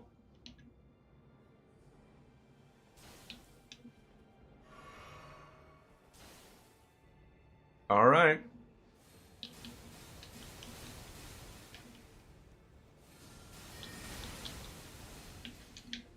Let's do this then. Let's open this gosh darn door. And that thing doesn't have a line of sight to me anymore, so...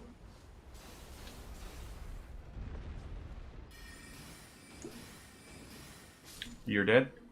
Good, good. Now, in here. Here we go. Yes. Insomnia has been found that it exacerbates mental illnesses. It increases the likelihood of dissociative episodes in some instances. Dissociative episodes being points where, you know, it can reach the level of severity that you may have seen slightly exaggerated. The whole, like, Tyler Durden thing of that building a separate personality and everything, it can lead to severe malignant side effects, and is generally recommended to avoid insomnia where possible. And I will always tell people,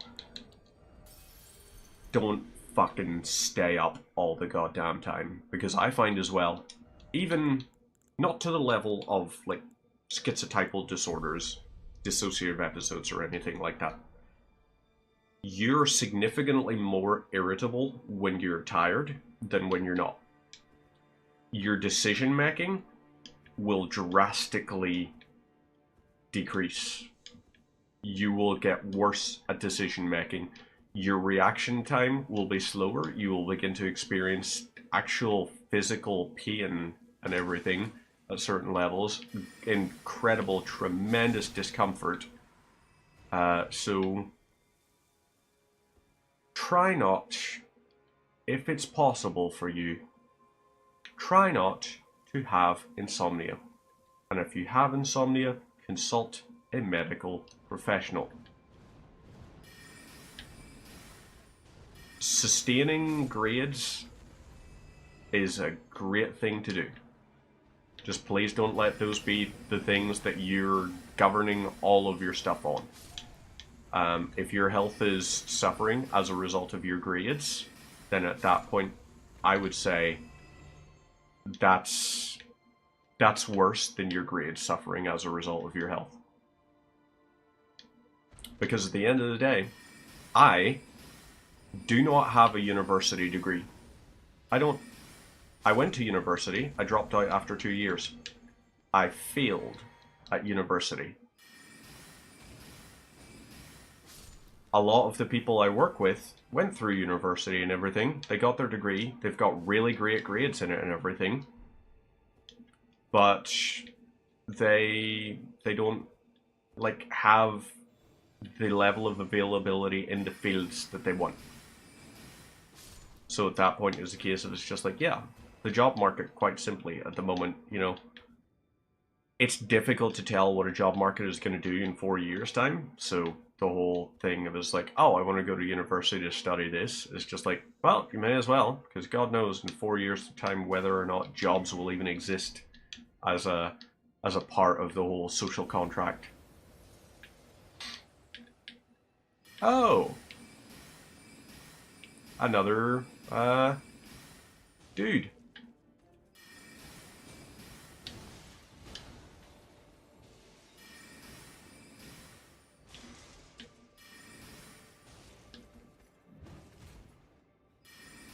So you tried, I'll give you that, you tried, but you did not succeed. We must be getting reasonably close to the summit of Inera Lim. We must be. If you don't mind me asking though, you've mentioned, so are there any other weapons aside from this staff? Oh yeah.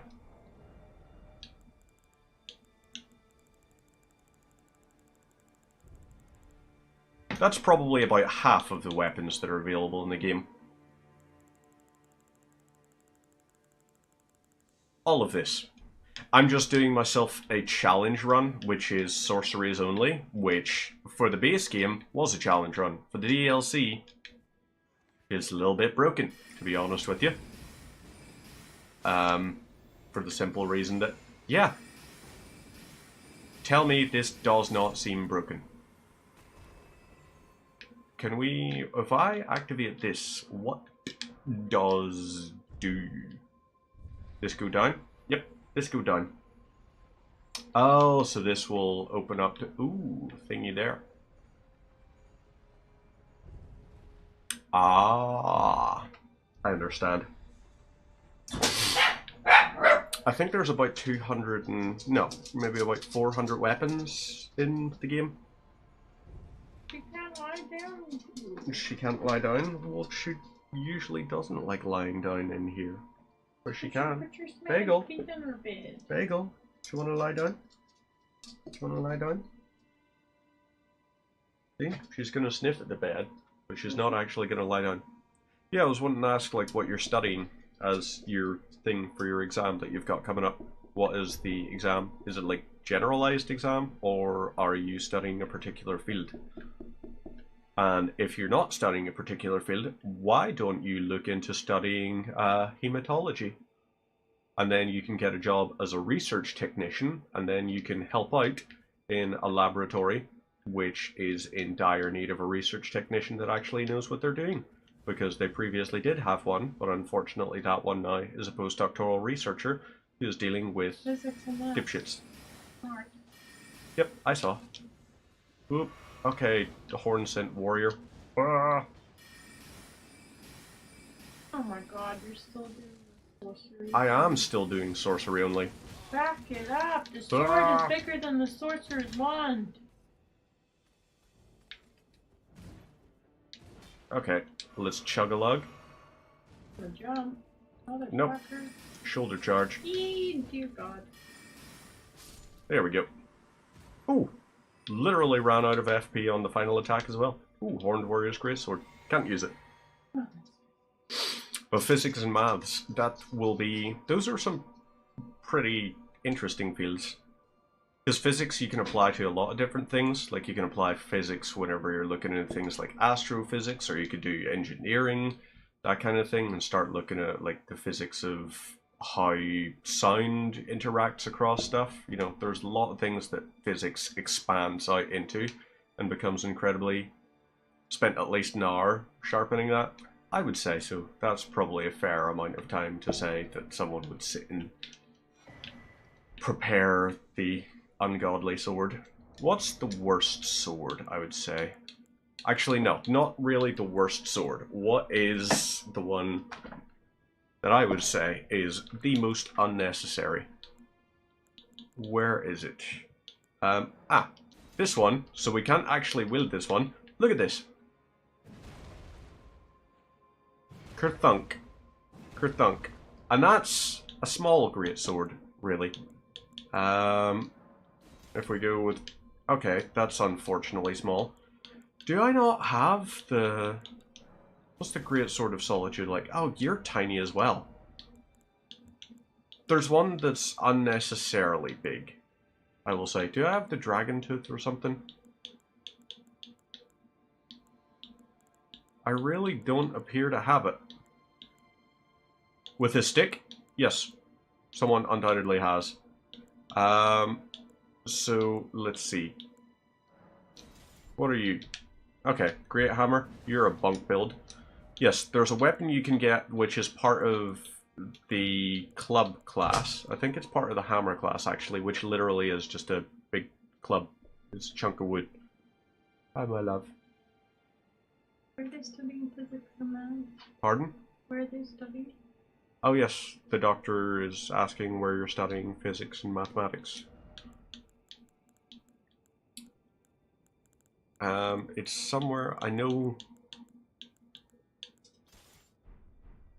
Actually, I don't actually know.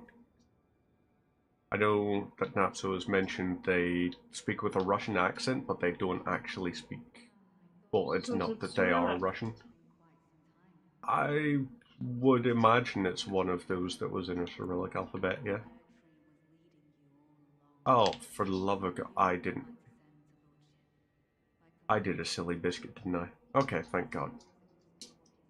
Yeah, because we're about to go and fight all of the people that we didn't kill, didn't help, or did help. Because some of the people, when we help them, they don't like that. And then they're liable to try to There's so much in the fuck us up. Yes.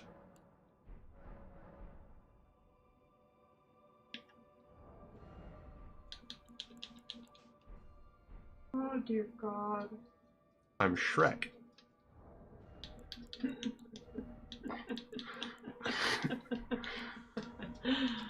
At what point did you ever think you were dating a normal person? You seriously have the ogre like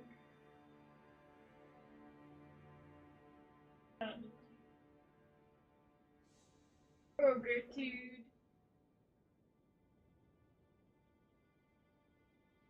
Love you too.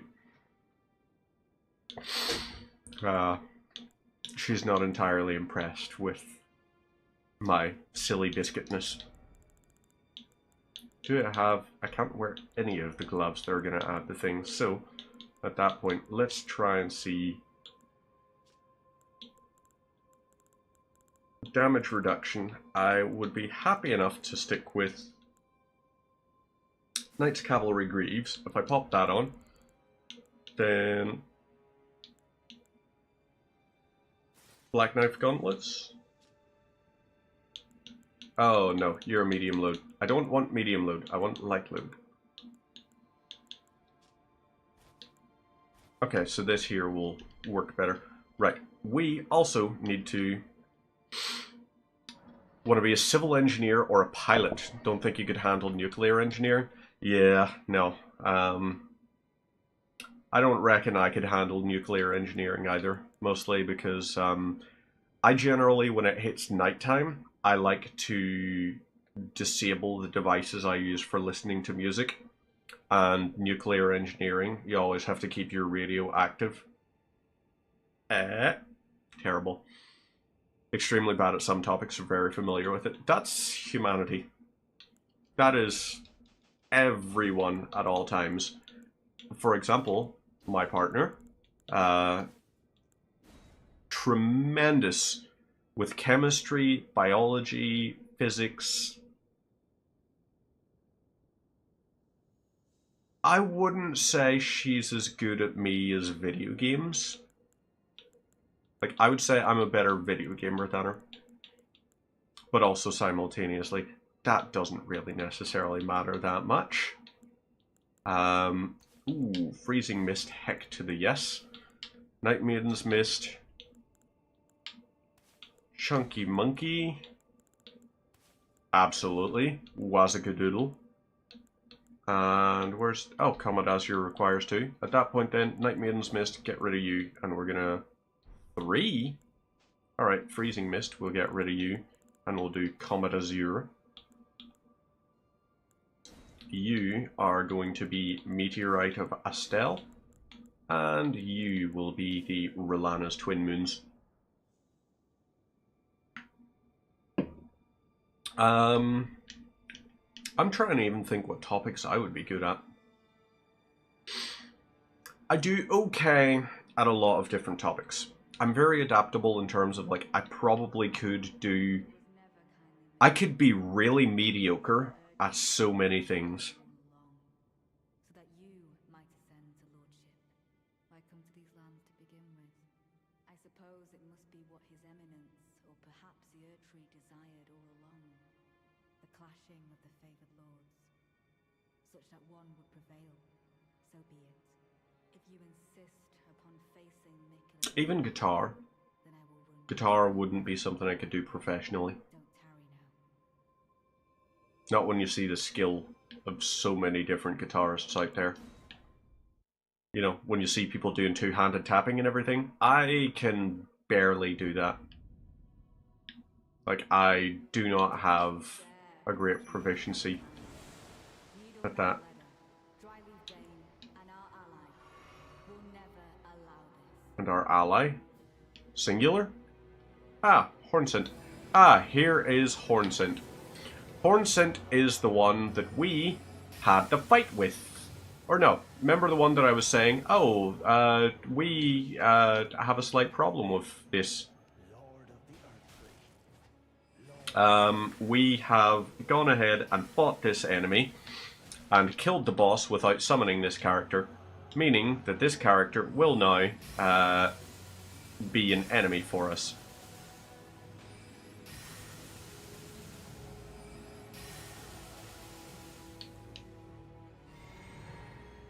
Okay. Oh, fire a railgun again, please.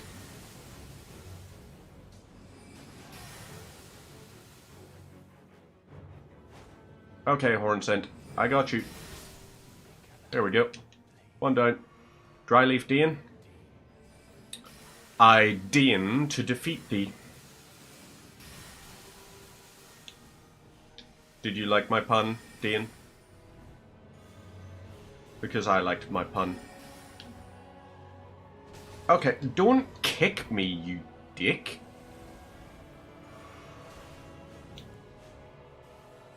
I need to try and get these people to both aggro on my spirit, my mimic tier. Because if that happens... Oh crap. Did you just do a heck of a chunky monkey? I think you might have done. Ah, fuck you.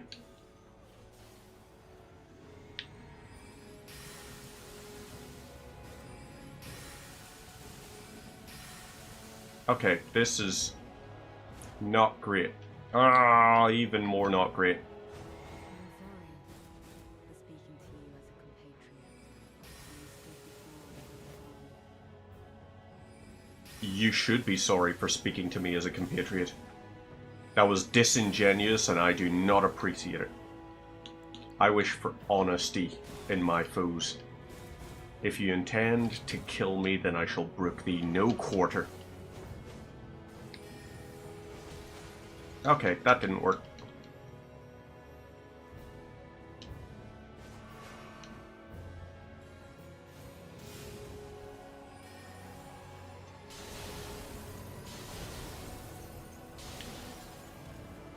Well, shit. Can I get a punishable? Nope. Lacked the poise. By way of apology, I will reveal the marrow of my sword. Its Do not reveal you into death. the marrow of your sword. Your sword should not have marrow. Marrow is stored in the bone. Your sword should not be made of bone. Use metal. Not mettle. Not that. Nope. Niet. And who in Under God are you? Sanguine Noble Natan? No.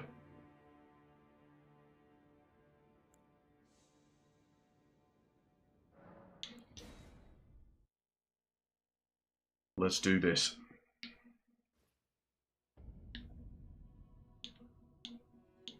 Don't you dare approach Mikula the Kind. Needle Nightweather, Dryleaf Dane, and our ally will never allow this. I do not ask for you to allow this.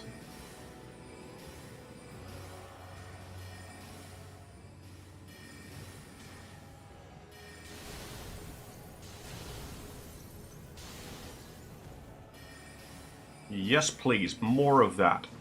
I beseech thee, my compatriot. I beseech thee. Brook them no quarter. Which, if you're unfamiliar with that terminology, brook no quarter is a reference to the old thing saying, I shall not take a prisoner. Which, as of the creation of Geneva Conventions and the protocols of conventional warfare and everything, is a war crime. But still, it's a nice saying. I find it cool. You know, I shall brook thee no quarter. Dragon Age release is the 31st of the 10th. I cannot wait for the 31st month. I kid. I know you said that in a correct fashion. I'm aware that the incorrect version is the Americanized one. Oh, yeah, Lita. I guess you could say, follow the leader. Fuck you.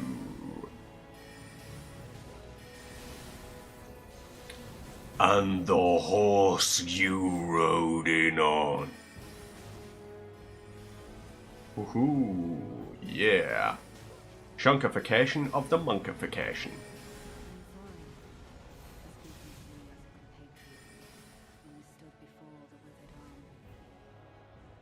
Mimic Tier, you have this.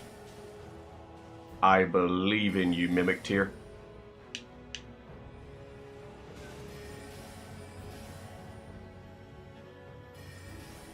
God, the music for this as well.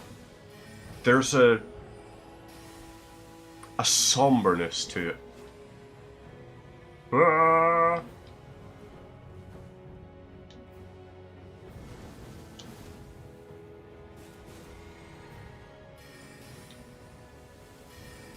Dane, I do not. Unnecessary rolls are funny. They are. Have you ever seen some of the piss take ones that are just like when you're fighting a boss in Dark Souls or something? and it's just like someone just rolling around in a circle. Oh no! I got hit by the attack went for you. You've got the Pixies on? Ooh. The only song by the Pixies that I know is Where Is My Mind? It's the only one I know. I got asked to go see them live, like, by a couple of ones last year and all. And it was just like, I legitimately don't know, like, any of their music except for that one that was in Fight Club. And it was just like, how do you not know Here Comes Your Man?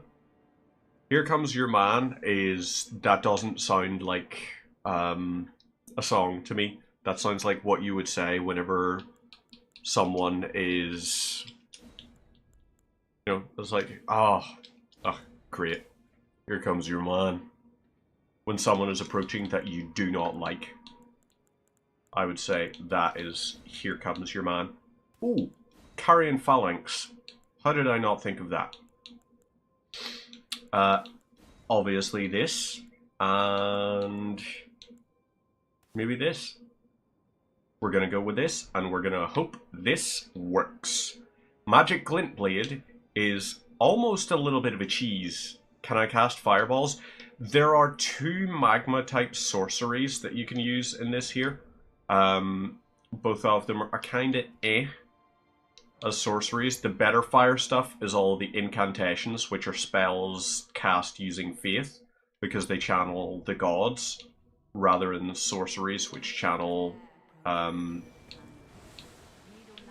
don't know, is the honest answer. Carrion Phalanx.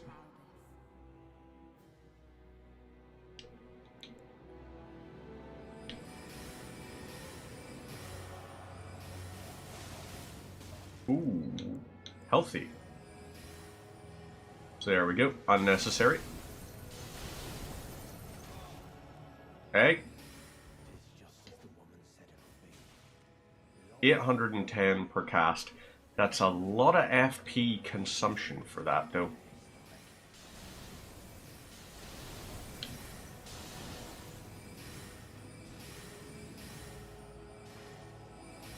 If I can get this to work.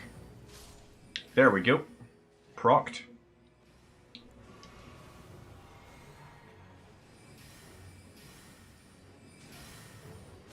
So, Dryleaf Dane doesn't do as well against this, because this is slower moving than the Glintstone ones.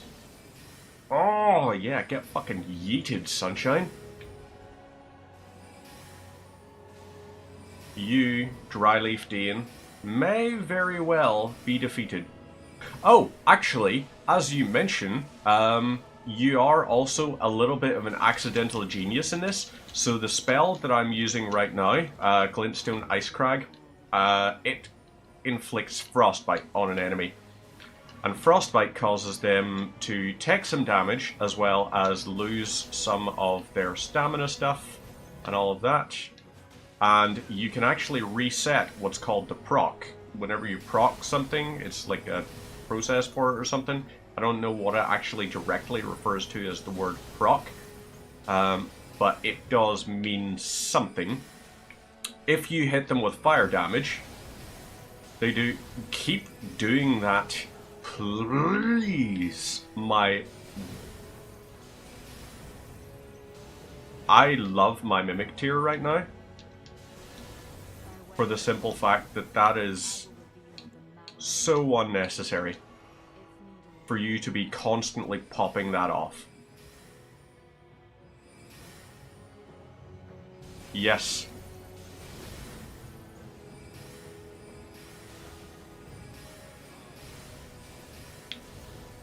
We've got this.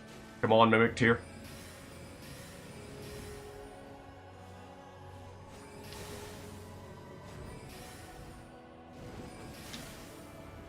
One more hit on you, Dane. Do you deign to die? Yes! Dane, I beseech thee, die. Leda, I shall Follow the leader. Oh yeah, this is what I mean by cheesify. I can cast 4 of those. Leader will dodge as I cast these. As you can see, these have a delay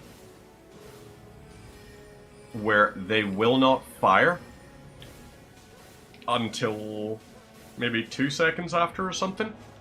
So I can cause an enemy to dodge. You stared at the screen and fell asleep for a minute. That's probably, in my view, an indication that maybe you're a little bit tired. Maybe that whole not sleeping for a significant length of time is not ideal for you. Physics and mathematics are important, but don't forget the biological compulsion. And I don't just mean like desire, I mean compulsion, as in you are compelled. You have an actual drive and need to sleep. So don't neglect that shit. I'm terribly sorry, Hornsent. Stay calm. Well, he's definitely staying calm. Sorry, Dryleaf Dean. Praise the well done. Love that sentiment.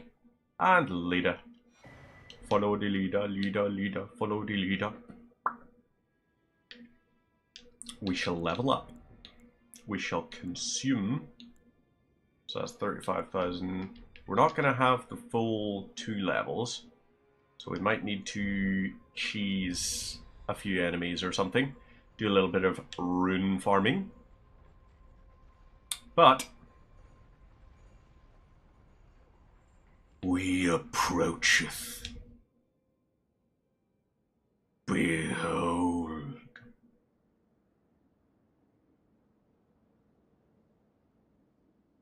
This right here is the final boss of the DLC. And you may be interested to know about the final. Would I be mad if I didn't have hot water for 2 months and 2 days? If I had a kettle, I could like make do. If I had a kettle, or I could heat the water on the stove or something. Still, if you gotta pay hot water bills, but you don't have hot water, then at that point I would simply say, what are you gonna do? Cut off my hot water? Not fucking paying.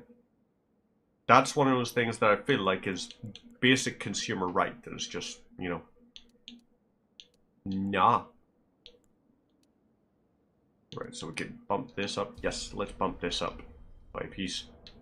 We would need how much? 114,000.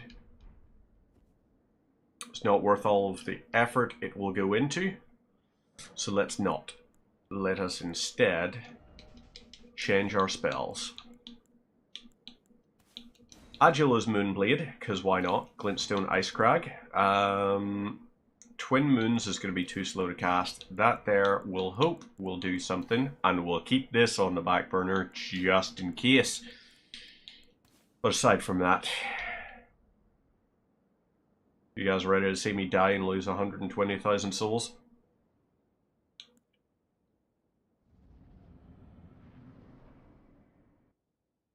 My loyal blade.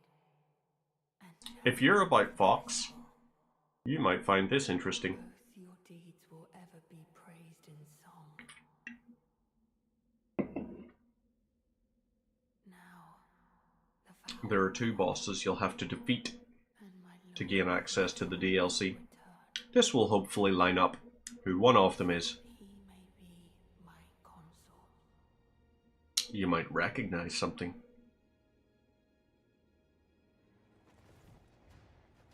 But you may also find the interest of, you can see the horns protruding.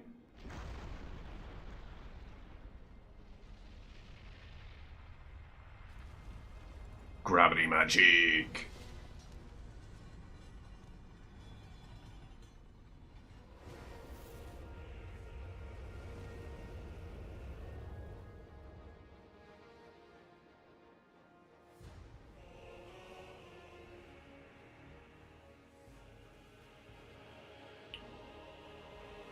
Sanguine Eternus.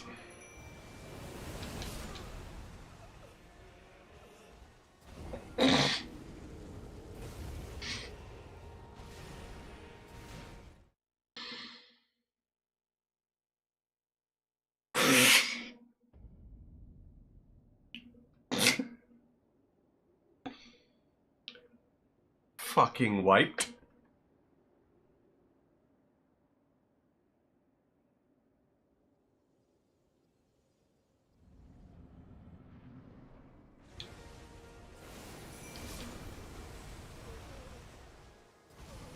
That's a very quick wind up on that.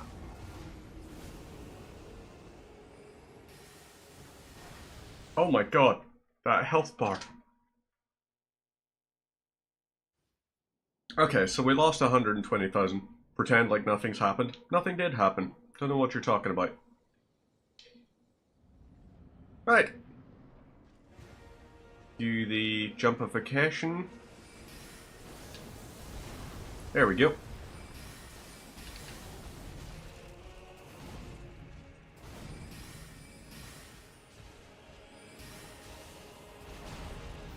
Ouch, ouch.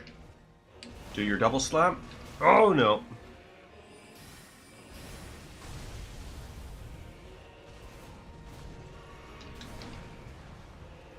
Okay. There we go. When in doubt, proc frostbite.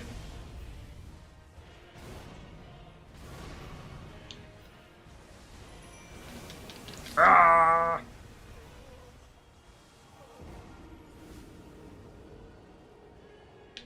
Mimic Tear, I'm gonna need you to be a little bit quicker than that. I'm gonna need you to really get the lead out. Can you do that for me?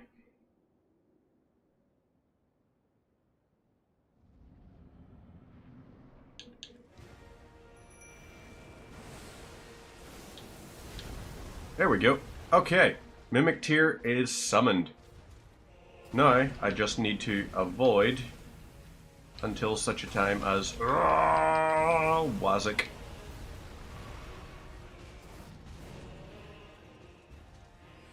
Right. Ow.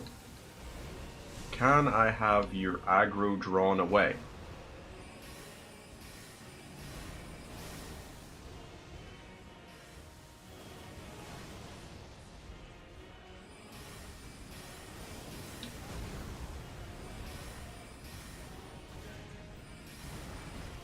Ouch.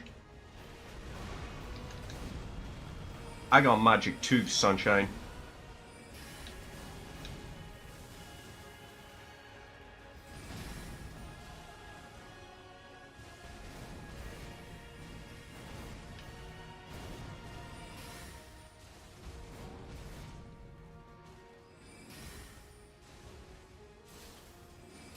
Right. Okay. Good. You have done your thing. That does not mean do more things. Oh no.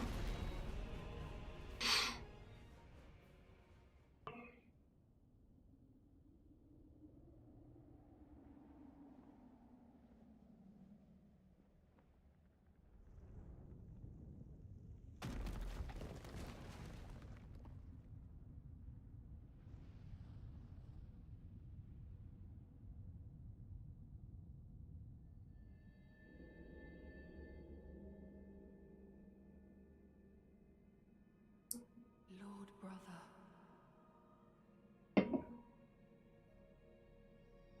At long last you are returned.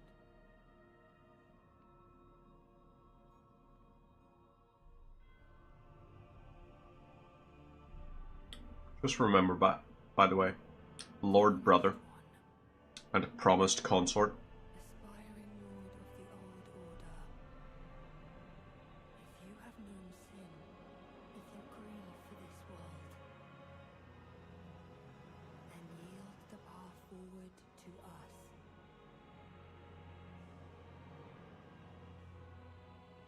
To I, Nicola, and my promised consort, Radahn. So, in case you were wondering, it does appear to be... Ah!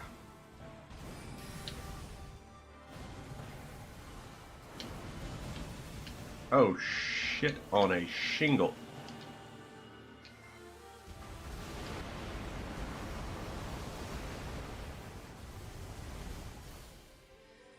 So, would you like to maybe not Radahn, consort of Miquella? I feel like Radahn, consort of Miquella, would not like to not. I feel like Radahn, consort of Miquella, is very much dedicated to the cause of let's go for it. Boss is too mobile. We're never going to be able to get off some of these spells. Icecrag, yes. You're gonna head out. Not a problem, Napso. Thank you very much. I doubt I'm gonna beat this boss tonight. I highly doubt that's gonna happen. But who knows? Maybe we'll turn out to be exceptionally good at this game somehow. We're not going to. It's not gonna happen. Let's literally just try it with these two spell types and just see, can we manage?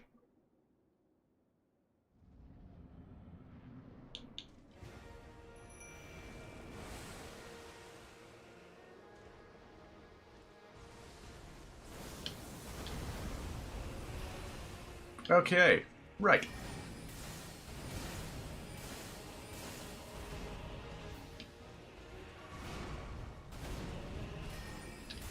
Ow! Well, I can hit you too.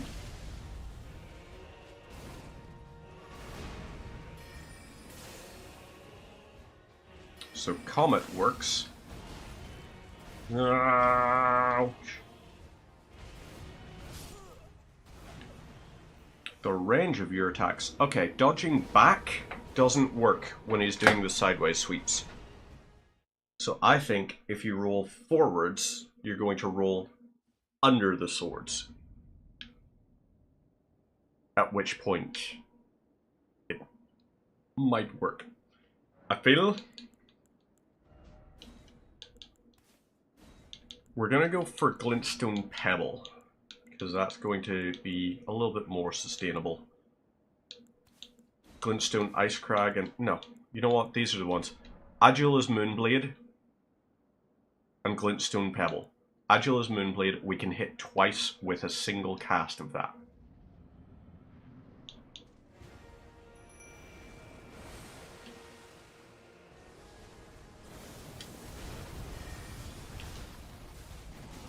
Okay, that only hit once. And he just did some Earth Sweep.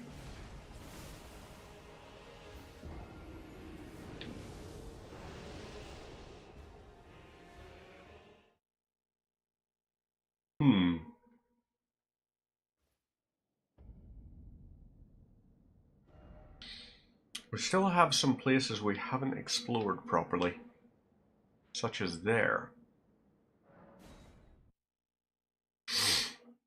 Let's see if we can find the map marker thing here.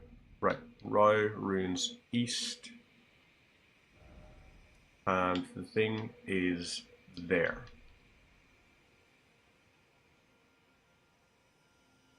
So we need to make it over to there. So we go across the forge intake. Okay, this is going to wake up. It's going to grab a brush and put a little makeup. It will hide the scars that fade away the shake up. Here you go, create another fable. Right. This is going to do its thing. We need to just bypass it. And if we go up here, we should go up here. And then if we go left, can we break up the hill? So we've got this here. Right. We need the way up. Was there a thing through here? I feel like there was. Oh yeah. Because we have to go past the Death Slinky. So we bypass Death Slinky. Run along here. This way. Anything nice here? Nope, not really. Ooh. Okay, so we still have another floor to go up. So can we go up from the inside? I think we possibly could. Yep. Spirit Gravestone. Let's take this up. And then we just run along the cliff thing. Right.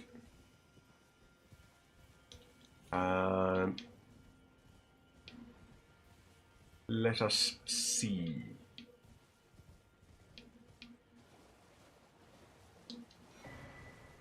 Divine bird feathers.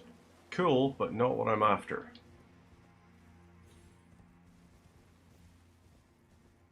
This is also not what I'm after. But I could see another little inlet thing here. So what do you do? Okay, wait, no, you just lead up to Romana. So that was a mistake on my part. Let's see, we need to go across that way and down.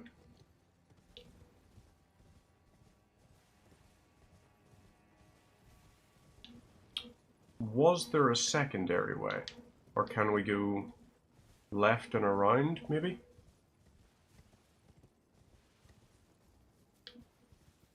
It's not this.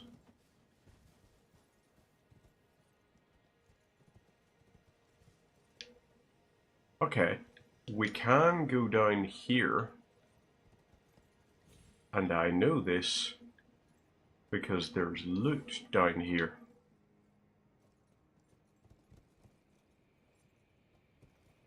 So, death. Oh, not death.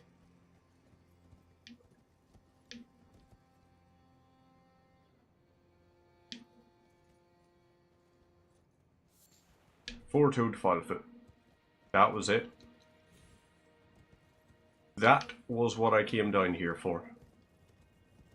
Please tell me this way leads around to where we need to go. Whoop, whoop. Jump. Jump across. This might actually lead to where we need to go.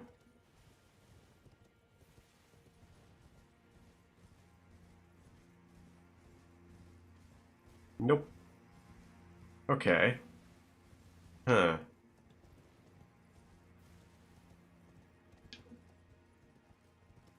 Ooh. What the? Talisman of all crucibles? Interesting. Okay, so let's take this up the way. Oh, is this going to be the... Please be the way we need. I believe you are.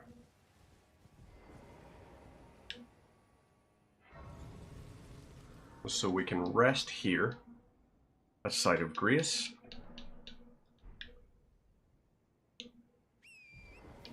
And let's journey, shall we? So I think we're gonna have to jump down to this. Oh, is that a golem archer? That is.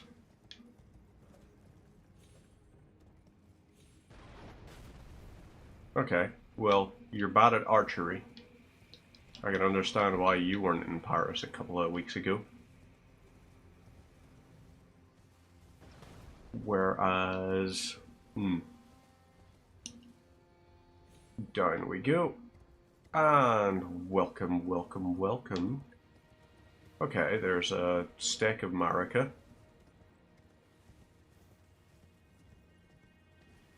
In here we've got this. And then we'll have this. Woohoo! Oh, Divine Beast Dancing Lion.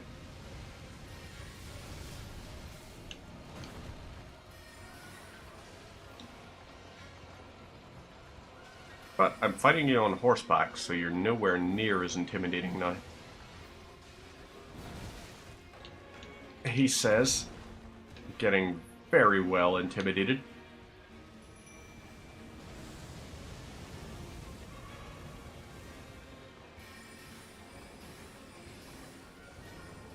Okay, ouch.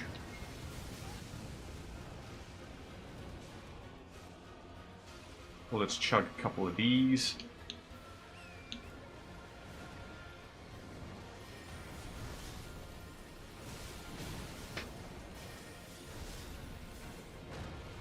Okay, another one of these, just to heal up our horsey. And crap on a cracker. Why do you have basilisks now? Oh, you're a Deathblight one. Asshat.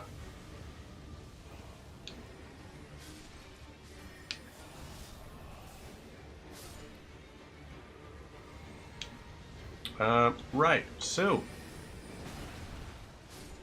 Ouch. And ouch. Yes. Steed time.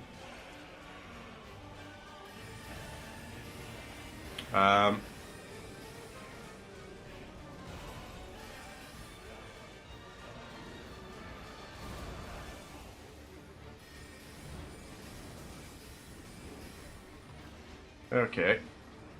Our Mimic tier is doing very well.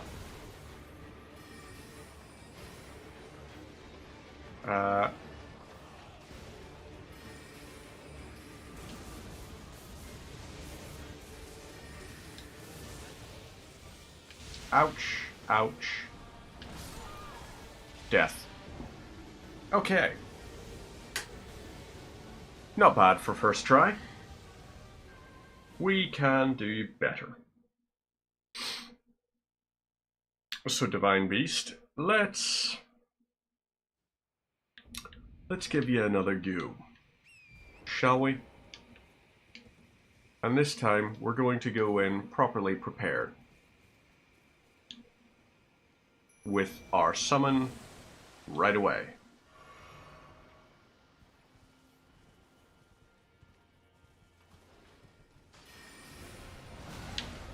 Ouch.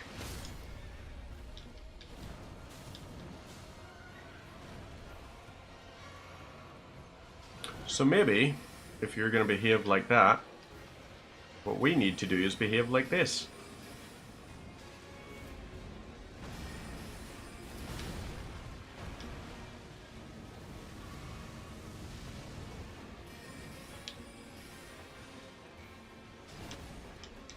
Ouch. And there we go. Let's change our spells. Our spells are shite. Don't know what I expected from those spells, but yeah. It's not the bop we wanted it to be. So, Sight of Grace.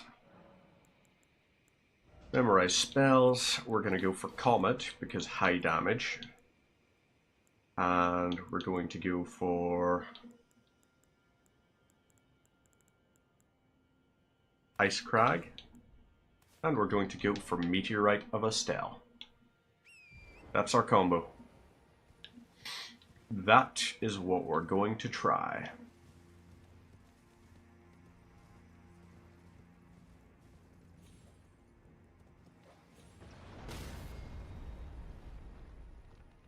Well, okay. You may now go to the Paris Olympics.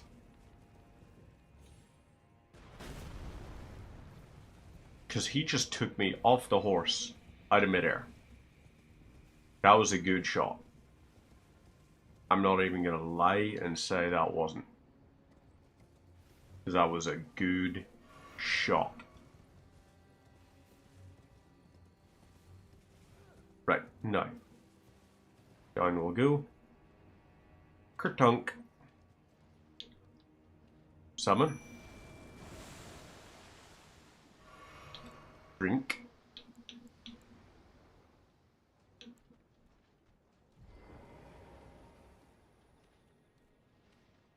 No.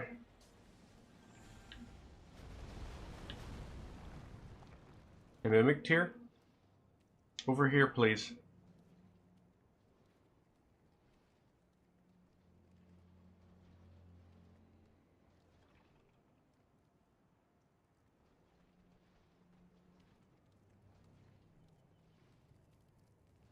Go. Fight. Do it, mimic tier. You've got this. Okay. Right off the bat.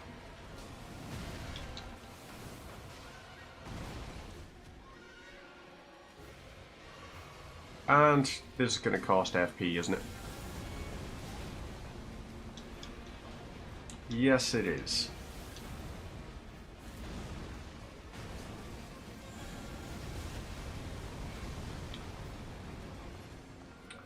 Ouch and ouch.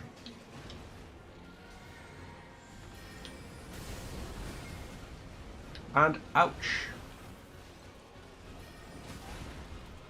And again. Ow. Those hurt, dude. Those hurt.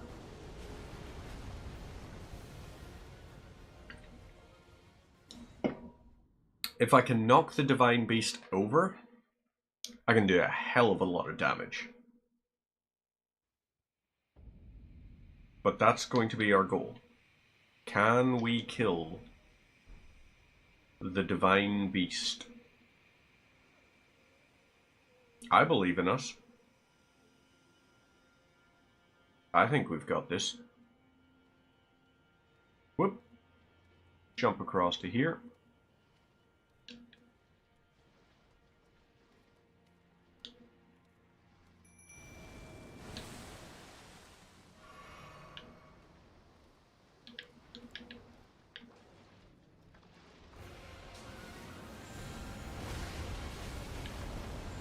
Well, okay, that's solid 2k damage.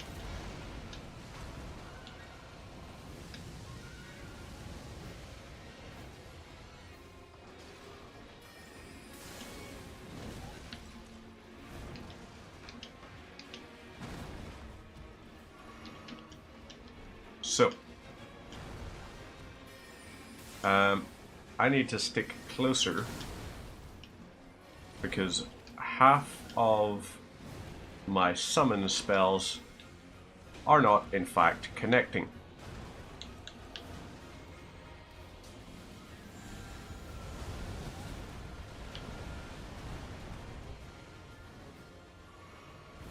Right.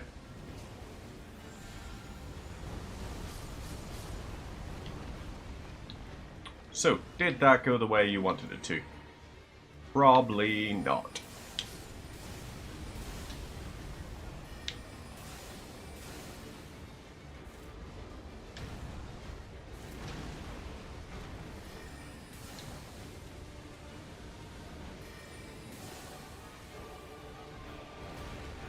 Oh, crap.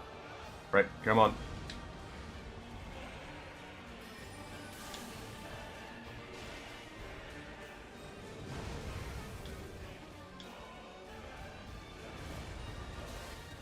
Okay. We're doing alright this time around.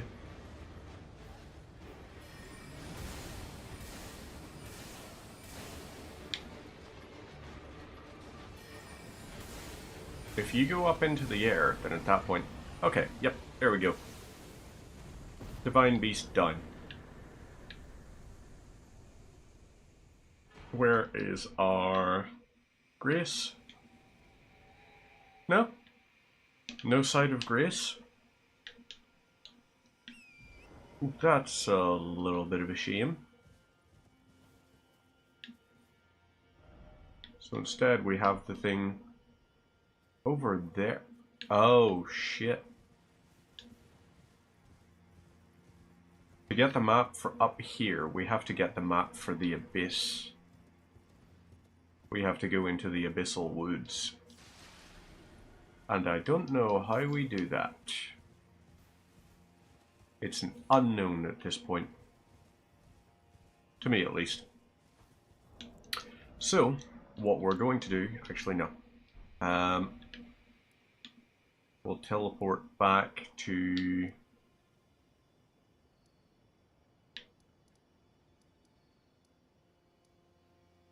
Divine Gate front staircase. We'll teleport to here. We'll see if we've got enough to level up across our things. Status, we need 57,000. We've got that.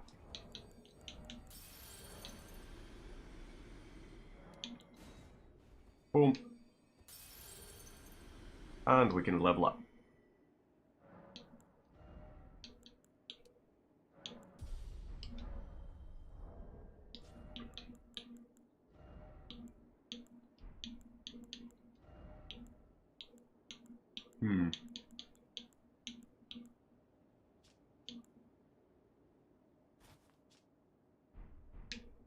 And we're still in a light load. Ooh. Not much of a looker though. Still. We're going to call it here. Let's see who's online we can head and say hello to. Ooh, heck yes.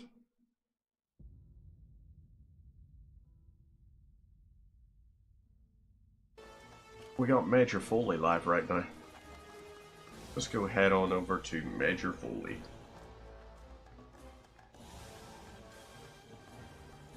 So, I will catch us over at Foley's in a few seconds, because he's playing through the absolute classic that is Red Faction. So take care of yourselves. I will see you on Monday.